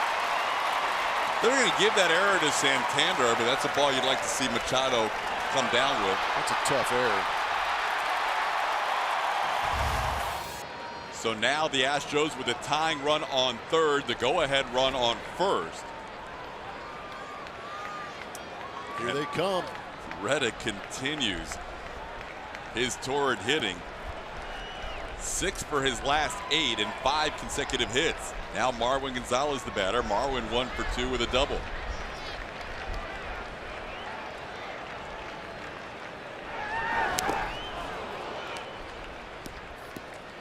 Fouls that first pitch from Bundy, 0-1.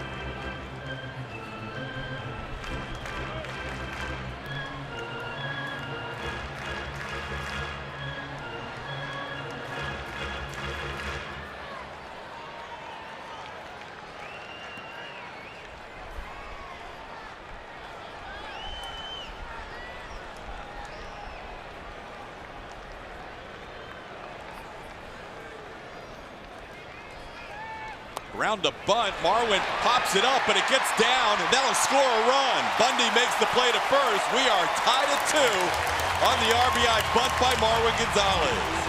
That's that first and third situation we've seen where if you bunt it towards that first base side, usually a pretty good read or opportunity for a good read at third base. And Jose Altuve with a great jump at third base. This would be a wonderful look at it. Even though the ball was bunted in the air, Altuve knew that Bundy wasn't going to have an opportunity to get to it. Easy RBI, easy run, tie this ball game up. When you're not crushing the ball off a guy, you need to find a way to manufacture some runs and take advantage of some situations. And right there, they were lucky that was out of the reach of Dylan Bundy. As you saw on that replay, it's more of a safety squeeze. It's not a suicide squeeze where the runner runs after the ball's bunted. Unless you're hyper aggressive like Jose Altuve was on that one, even though it was bunted in the air. Right, he was just assuming that even though that was in the air, it was not going to be caught, and he was right about that. And scores the run, giving his buddy Marwin an RBI. Marwin's 4th run batted into the year, and we're tied at 2. Here's Max Stassi. Stassi has struggled today against Bundy. Couple of strikeouts, but now he's ahead of the count 2-0.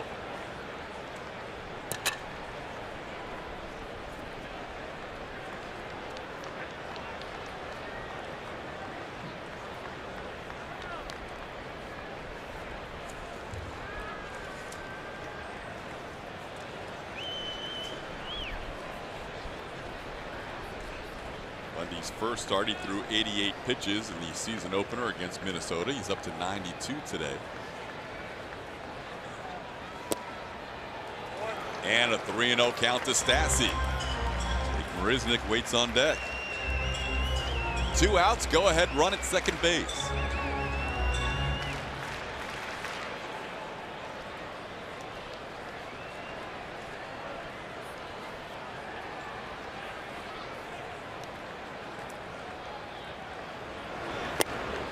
Inside, ball 4. 4-pitch walk to Stassi. Only the 2nd walk allowed by Bundy today. And that'll put 2 on for Marisnick with 2 away. And Roger McDowell, the pitching coach, coming out for a visit.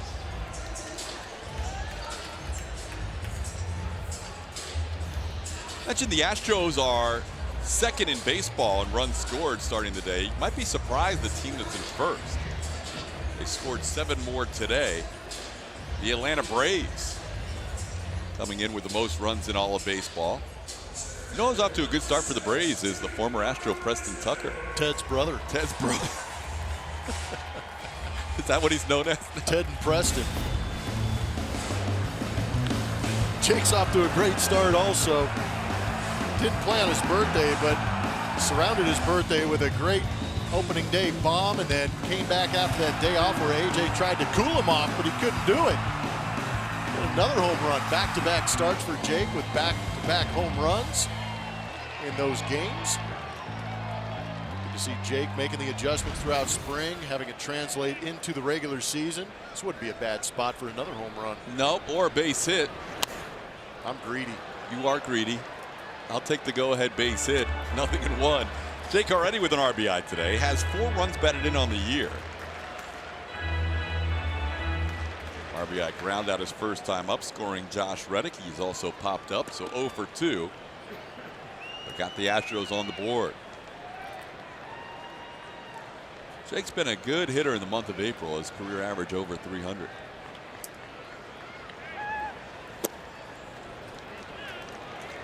Outside, 1-1. Astros 2 runs, 5 hits. Orioles 2 runs, 6 hits. Dylan Bundy approaching 100 pitches. The Orioles have bullpen action going. Miguel Castro pitched in the first game of this series is warming up for Buck Showalter. Shot foul at the plate. Counts 1-2. Bundy becomes just the 2nd starter this year in game number 7 against the Astros, who has gone into the 6th inning.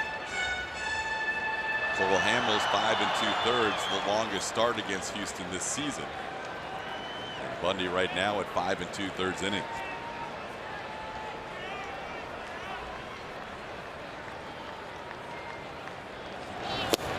That's a called third strike, so Bundy the first opponent to get through 6 against the Astros, as he is through 6, but the Astros tie it up at 2.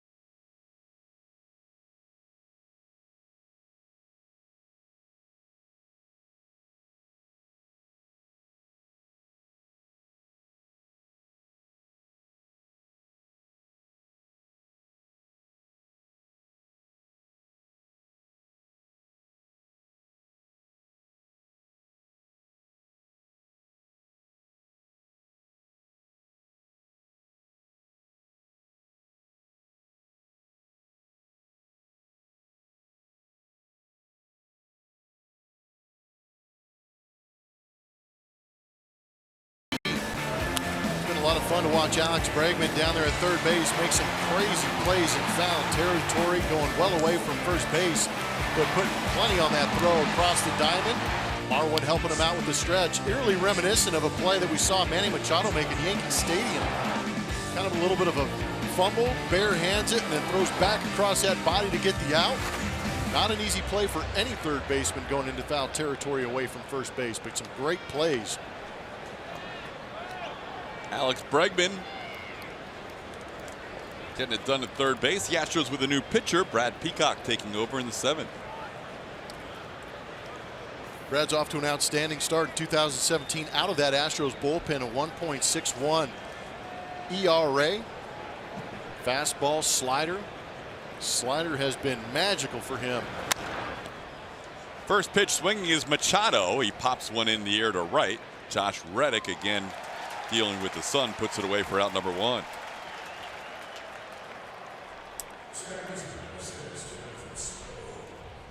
Think about Brad Peacock. He can be nasty over an inning, but AJ has the luxury of knowing if he needs them for more than 1, he can go 2 or 3. Really could. Really opens up some options depending on what part of the lineup you're in. Because he matches up good right here going against Manny Machado, Jonathan Scope, and Adam Jones, right-handed hitters, where that slider can be highly effective. You start moving into the bottom portion of the lineup and you say, why not throw him out there for another one if he's efficient? And the other thing, you've got a day off tomorrow too, so you can if you use Peacock for 2 or 3 innings, you know, he could be ready for the second game against San Diego over the weekend. You just give him the day off. It's another excellent point. Jonathan Scope has been a thorn in the Astros side in this series.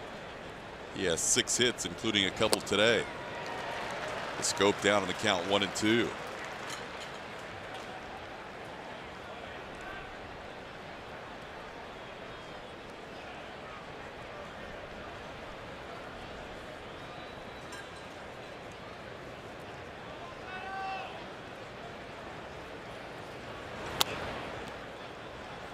Peacock faced the Orioles in the first game of this series through a 1-2-3 7th inning on Monday.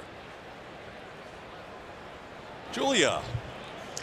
Hey, I got a chance to catch up with Brad Peacock this spring, and you guys were just talking about how he would be used in the bullpen, and sometimes when guys are moved to the bullpen, not able to use maybe all the pitches that they have. We've seen that before, or maybe not be able to use the pitches that they're working on. But for Brad, he spent a lot of time this spring working on a changeup, and he's still hoping to get it in when he is used maybe in those multiple innings, facing more than just one or just a couple of hitters for him. So the changeup maybe to use against lefties. He did say the bullpen coach, Doug White, who is new, we haven't talked a lot about him, but has spent a lot of time with Brad watching a lot of video. And Brad said that really opened his eyes, saw a lot of things there that he hadn't noticed before, didn't realize before. So loves that stuff, loves watching the video. And so that's kind of been his focus so far. It's just, it's different in the way that the guys need to work on things as a reliever. You don't have the bullpen that you usually do. You know, you throw sometimes, but it is a little bit different. So Brad Peacock trying to get it in, trying to get that work in. We'll watch to see how that changeup develops as Peacock facing Adam Jones taking a called strike. Both Jonathan Scope and Adam Jones were struggling coming into this series. Scope was 1 for 13, and struggling is relative. They'd only played one series, but they're off to a slow start. Scope was 1 for 13. Jones was 1 for 12. And now both those guys getting healthy in this series. Scope with another hit. He's been on base 4 times, a double with 1 out. Jones has been in the midst of a lot of rallies for the Orioles the last couple of nights. But he's down on the count 0-2 to Peacock.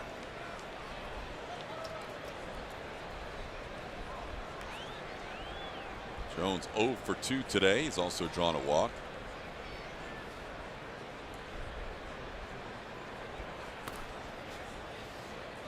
Doesn't chase that slider. It's 1-2.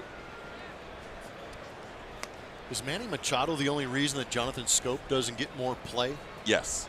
Well, Jones It's too. incredible. Adam Jones has been around for a while. Adam Jones gets a lot of the pub, but my gosh. And you have Crush Davis.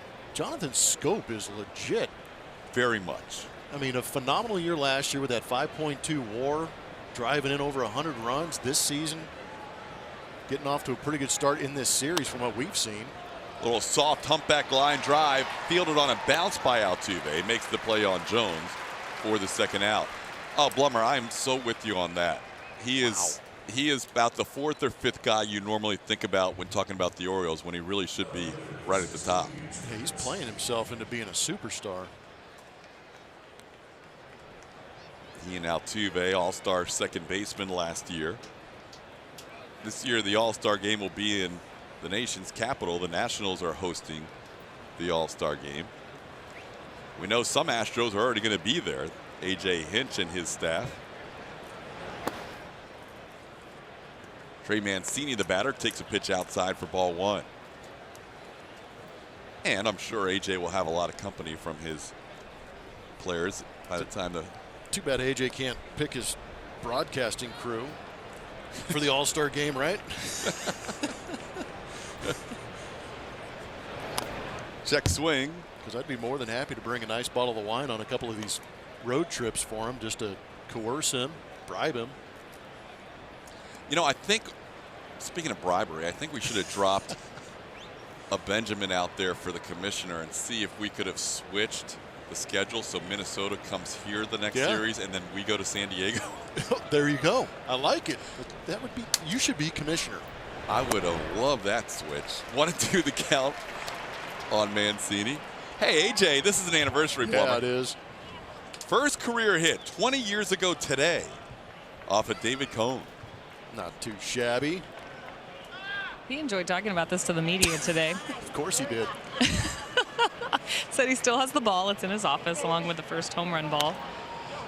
Fly ball in the left center field. This should do it for the Orioles in the 7th. Jake is camped under it and puts it away. Good inning for Brad Peacock despite allowing the double. 7th inning stretch time. Tie game at 2.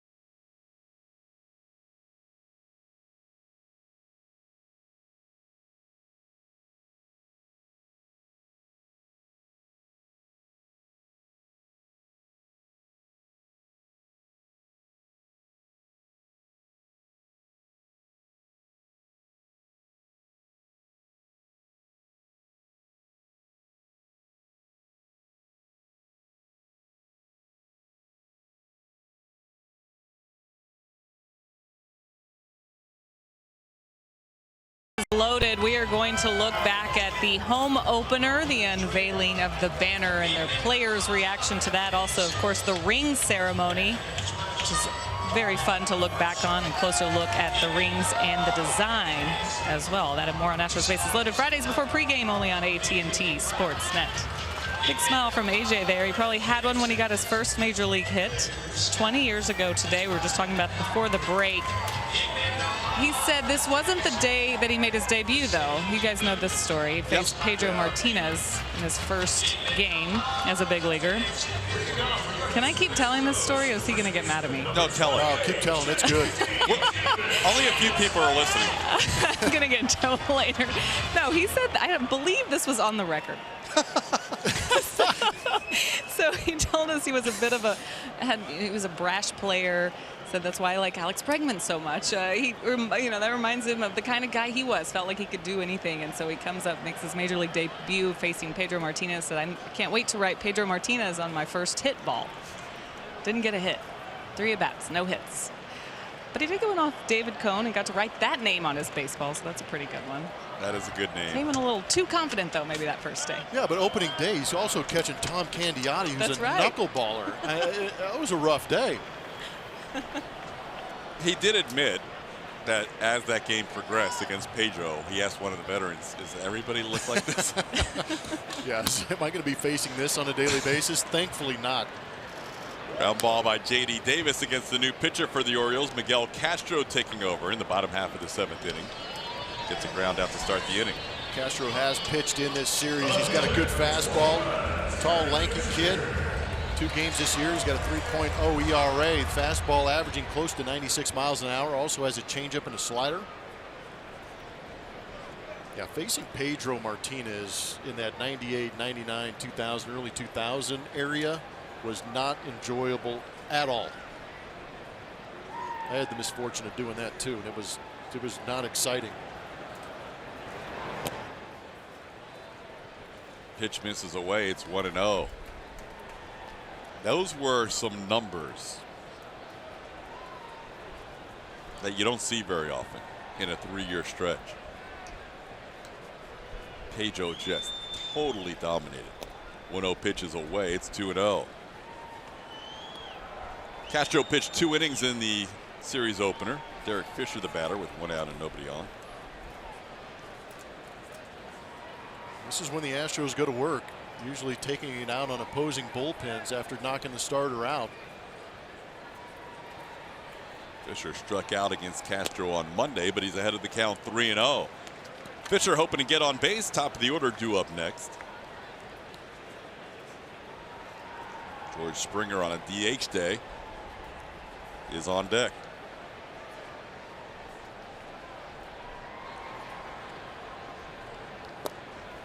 Yeah, the other side of that, as you mentioned, for AJ, having to catch Tom Candiotti. Ooh. Welcome to the big leagues. And the reason for that, for those that don't know, Tom Candiotti, a knuckleball pitcher. Outside, ball 4. Derek Fisher draws a 1-out walk. He represents the go-ahead run for the Astros in the bottom half of the 7th inning.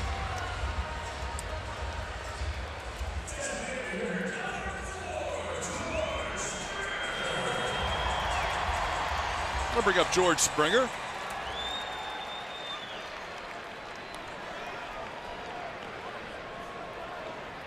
AJ was also discussing how he still has a connection to the current player in that Bartolo Colon and CC Sabathia are still around. Wow.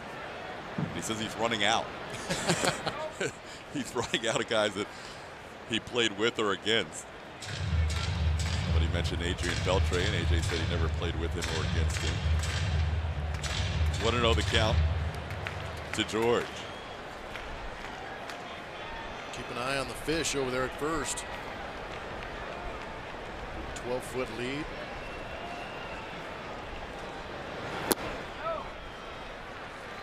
Speaking of playing with or against, I was messing around a little bit with StatCast, and I looked up your teammates. Man. 525 teammates you had over your career. Good grief, yeah. And have you seen 6 that? teams? No, I haven't seen that. Oh, yet. it shows little circles about guys you spent the most years with. It's unbelievable. Oh, wow. And there's StatCast with the lead at first for Derek Fisher. 2-0 pitch, sent in the air, deep to center field. Going back, Gentry. He's at the track, and he makes the catch up against the wall.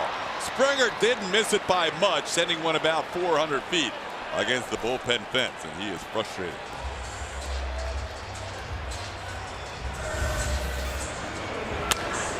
Double check the scoreboard and see when the last time, or how many home runs, and the last time George Springer hit a home run, it was opening day, the first AB of the season for George, and he thought he got himself one right here. 104.9 miles an hour off the bat, 25-degree launch angle, very close, estimated 398 as far as feet away from home plate. Hit probability, 92%. Wow. Just picked the wrong part of the ballpark to go to. Still possible the ball's not carrying today too? Could be. A little bit cooler afternoon than we're typically accustomed to here in Houston. And the wind is not blowing nearly as much as it was the first time we had the roof open on opening day. Well, based on George's reaction, he looked like a guy who thought he had a 92% chance of getting it. Yeah, those numbers say that he got that ball pretty good. Instead it goes as a loud out. And there's 2 away with Fisher on first and Bregman down on the count 0-1. Also interesting, too, out in center field, you've got Craig Gentry, who is a very good outfielder in comparison to Adam Jones, who is normally out there in center field. Breaking ball over for a strike. It's 0-2.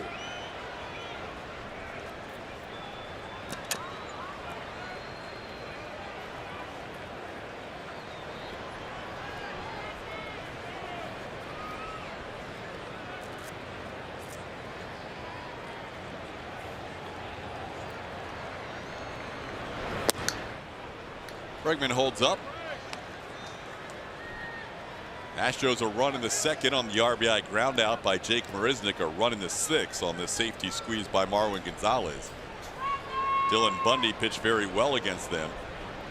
6 innings, deepest any starter has gone against Houston this year. Allowed 2 runs, only 1 of them earned. 5 hits, a couple of walks. Bundy struck out 8 while he was in there.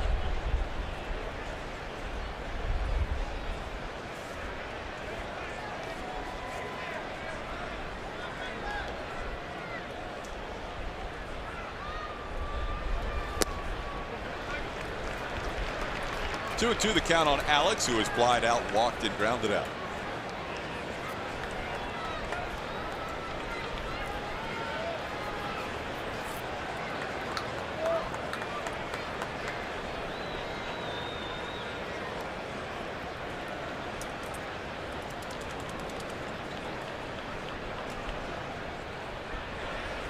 Runner on the move, pitches a ball, Fisher's in safely.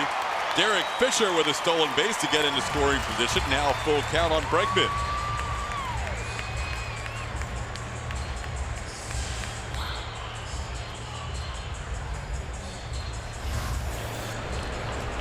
Foot lead for Derek Fisher. Good jump. Once he gets going, that almost 29 feet per second down to second base beats that throw easily. Scope trying to hang in there, kind of wore it a little bit. Go ahead run at second and Derek Fisher, Alex Bregman at the plate. Does that bring back any memories? Line drive single to left field, falling quickly, base hit. Just like Game 5 of the World Series, Fisher scores from second on a single by Alex Bregman. 3-2 lead for the Astros. Yeah, that kind of had a comfortable feel to it, didn't it?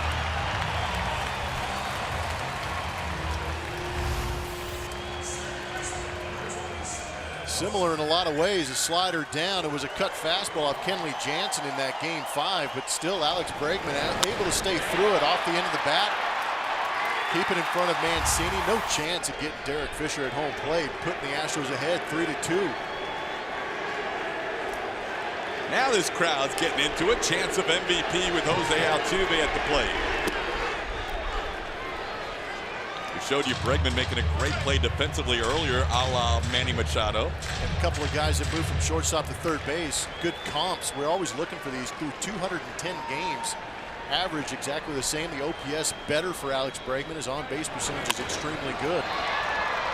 Beckham making the play, sidearms over to first in time to get Altuve, but the Astros take the lead on the RBI single by Alex Bregman. Stolen base, a big weapon in that inning as pitcher got into scoring position for the 3-2 lead.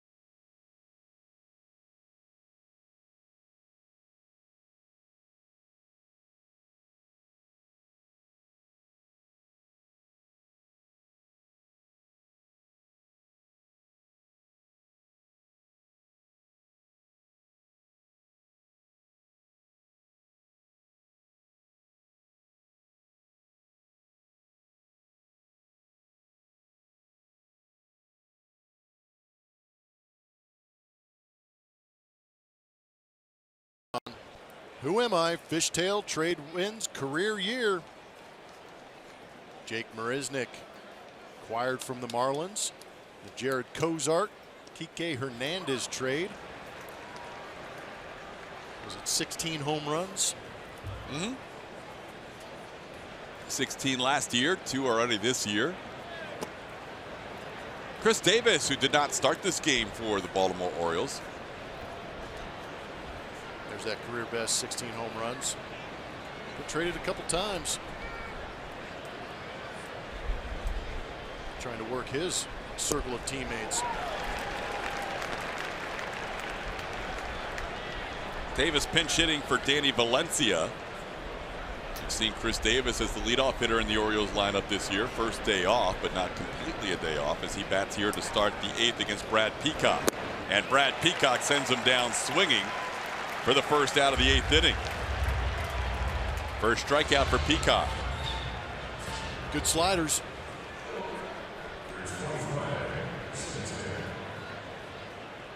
Peacock allowed a double to Scope in the 7th inning. Got through that inning and now pitching the 8th. And nobody warming up in the Astros bullpen. Anthony Santander, the batter. Santander swings and misses, nothing in 1. Santander striking out a couple of times against Dallas Keuchel and then flying out to right against Hector Rondon. Keuchel went 5, Rondon pitched an inning, and Peacock the last inning plus.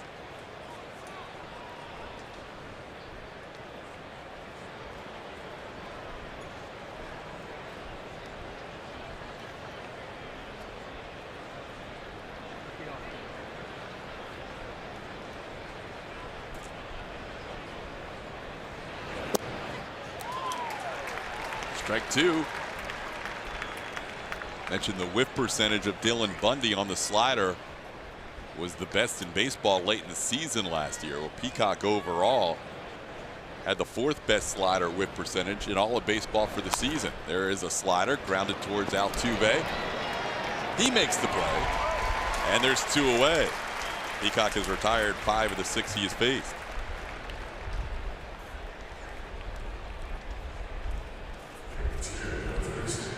talk about versatile weapons for the position players. Marwin Gonzalez is the guy we've discussed throughout this season and last because of his ability to play every position, drive in runs, and create a 3-man bench, which gives you an 8-man bullpen. Brad Peacock in the bullpen allows you to use the rest of your bullpen exactly the way you want to because of his ability to be so talented and go multiple innings. Yeah, he's a nice bridge if you need it.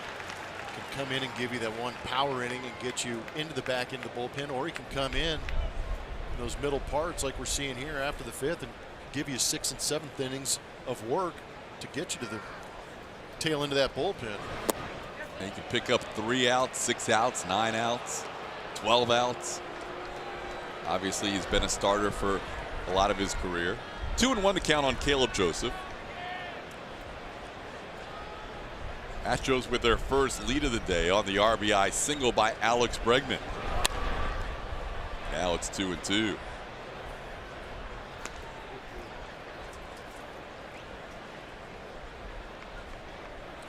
I think they're enjoying the weather coming down from Wisconsin. Yep. Good choice. Astro fans everywhere. Ooh, that slider's a called 3rd strike. Joseph has a little bit of an argument with Lance Barrett. Peacock gets the call to end the inning. 2 strikeouts, 1, 2, 3, 8, and the Astros lead 3-2.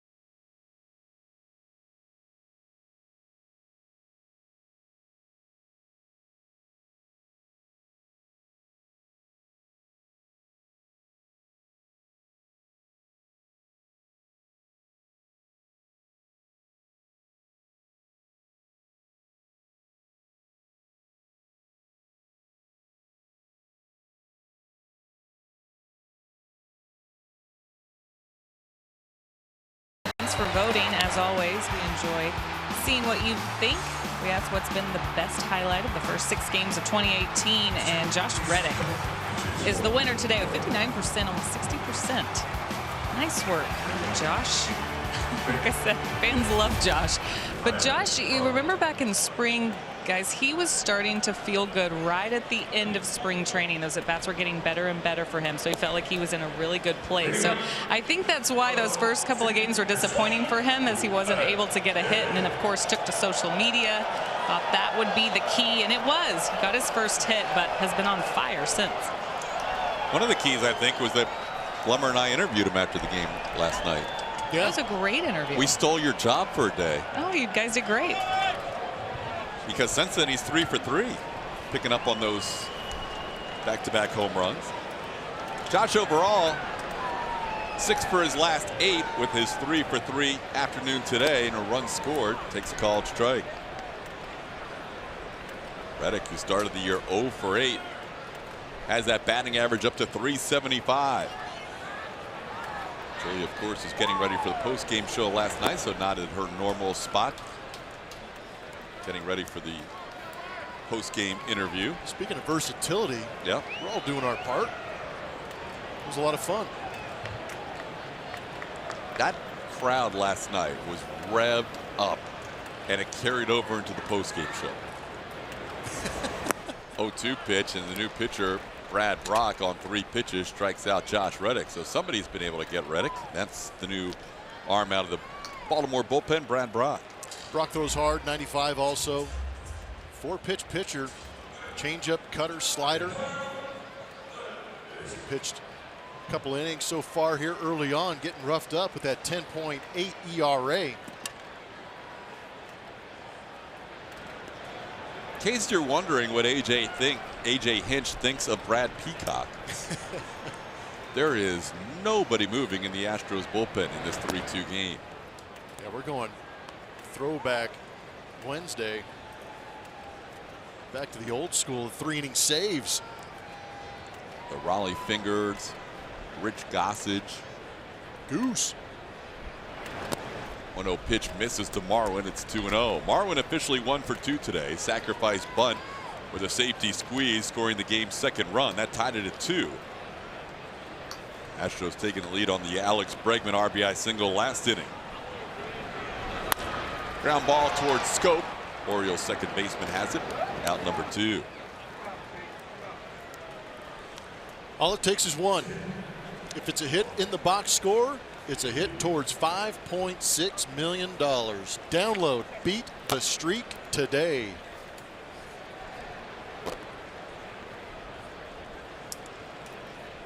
I'll bring up Max Stassi. 2 outs, nobody on. The Orioles will have the 9 spot. Craig Gentry due up, and then Tim Beckham and Manny Machado in the 9th. Peacock has retired 6 of the 7 batters he has faced. Right now, he'd be lined up for the win, even though it would feel like the potential for a save. But he came into a 2-2 tie, and the Astros scored a run in the 7th. 1-1 the count to Stassi. Max is 0 for 2, has a walk. And he hits a line drive base hit. So Stassi off to a 5 for 11 start on the season. Thinks about 2, but holds up with a 2-out base hit.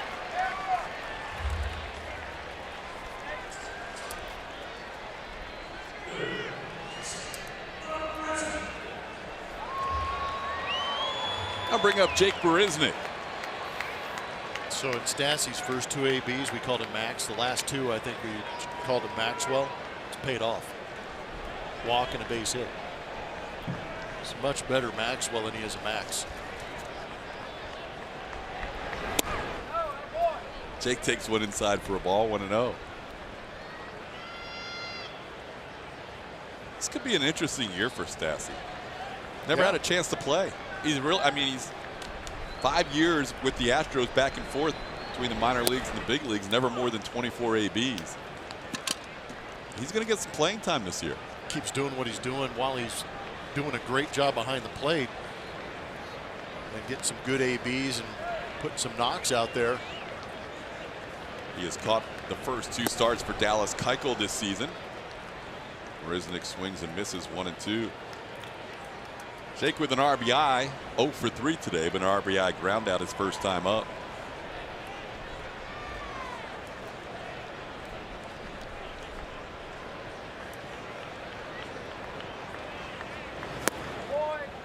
Two and 2 the count. Both teams with 7 hits.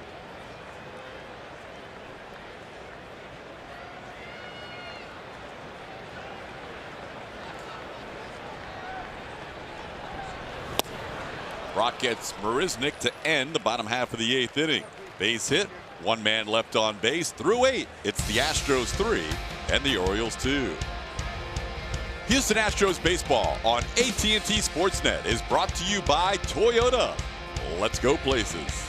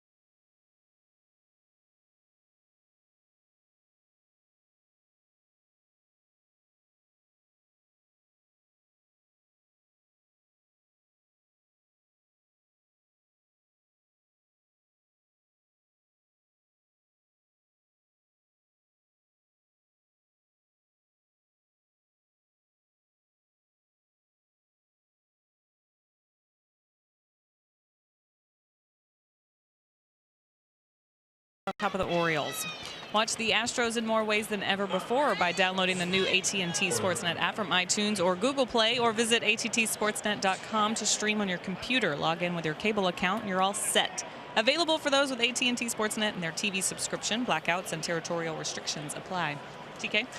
All right, Julia, on we go to the 9th inning in a 3-2 game. Brad Peacock will face a pinch hitter. The former Astro, Colby Rasmus, will hit for Craig Gentry to start off the 9th, and then back to the top of the order. Peacock on for his 3rd inning of work, and no bullpen action behind them. Swing and a miss from Rasmus, 0-1. Colby starting the first 2 games of this series. Went 1 for 3 in game 1 and went 0 for 4 last night. Buck Showalter said he hit for about an hour in the cage after the game last night. Down in the count 0-2 to Peacock. Brad has struck out 2. Picked up 2 groundouts and 2 flyouts. Only hit allowed by Peacock was a double by Jonathan Scope.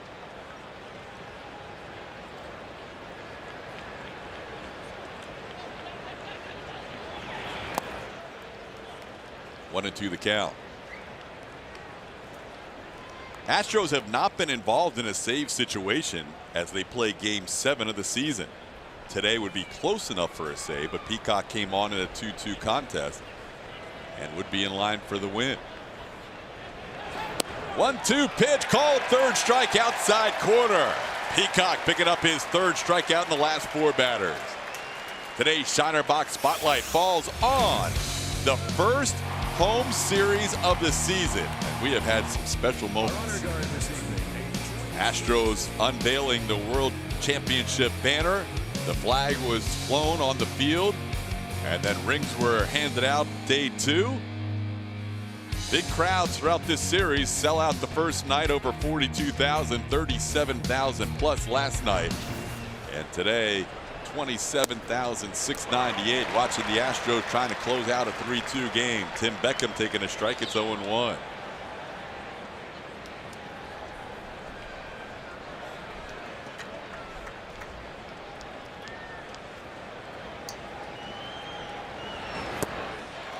Peacock ahead 0-2.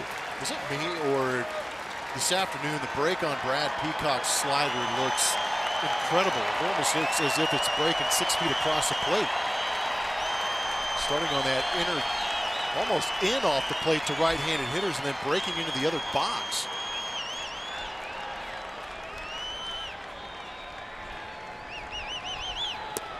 Beckham tried to hold up. He goes around. Strikeout for Peacock.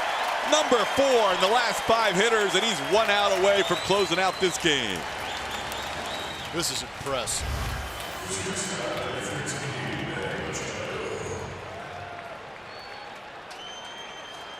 It just does not stop breaking until Stassi puts it in his glove. Peacock in game 3 of the World Series, the first World Series game last year, played at Minute Maid Park, and he picked up the save, going 3 2/3 hitless relief. And then in game 7 of the World Series, everybody points to Charlie Morton, and rightfully so, getting the last 12 outs. But Peacock picked up 2 big shutout innings in that game. Little flare into center field for a base hit off the bat of Manny Machado. So the Orioles down to their final out, stay alive with Manny Machado getting his first hit of the day. He's now 1 for 5. What that does is it gets Jonathan Scope to the dish. Scope, a perfect 3 for 3, has been on base all 4 times. He's the only one in this lineup that looked like he knew what he was doing with that slider from Brad Peacock. He raked it last AB for a double. Still nobody warming in the Astros bullpen. This is Brad Peacock's game to finish.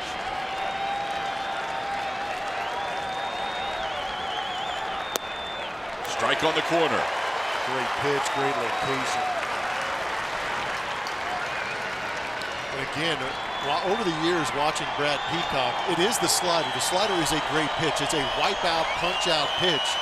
But he's also gotten great command of his fastball. Strike 2. Crowd's going to rise here. Looking for a 3-game sweep for the Orioles. Looking for a 6-1 start to the 2018 season. He got him. Astros win it 3-2. Brad Peacock, 3 shutout innings for the victory. And once again, the Orioles leave town without a win. That's 9 in a row for the Astros against Baltimore here at Minute Maid Park. They have won every game against the Orioles at home in 2016, 17, and now 2018. These two teams won't see each other again till late in September. The Astros winning 3-2. Plenty more coming up, including the post-game show right around the corner.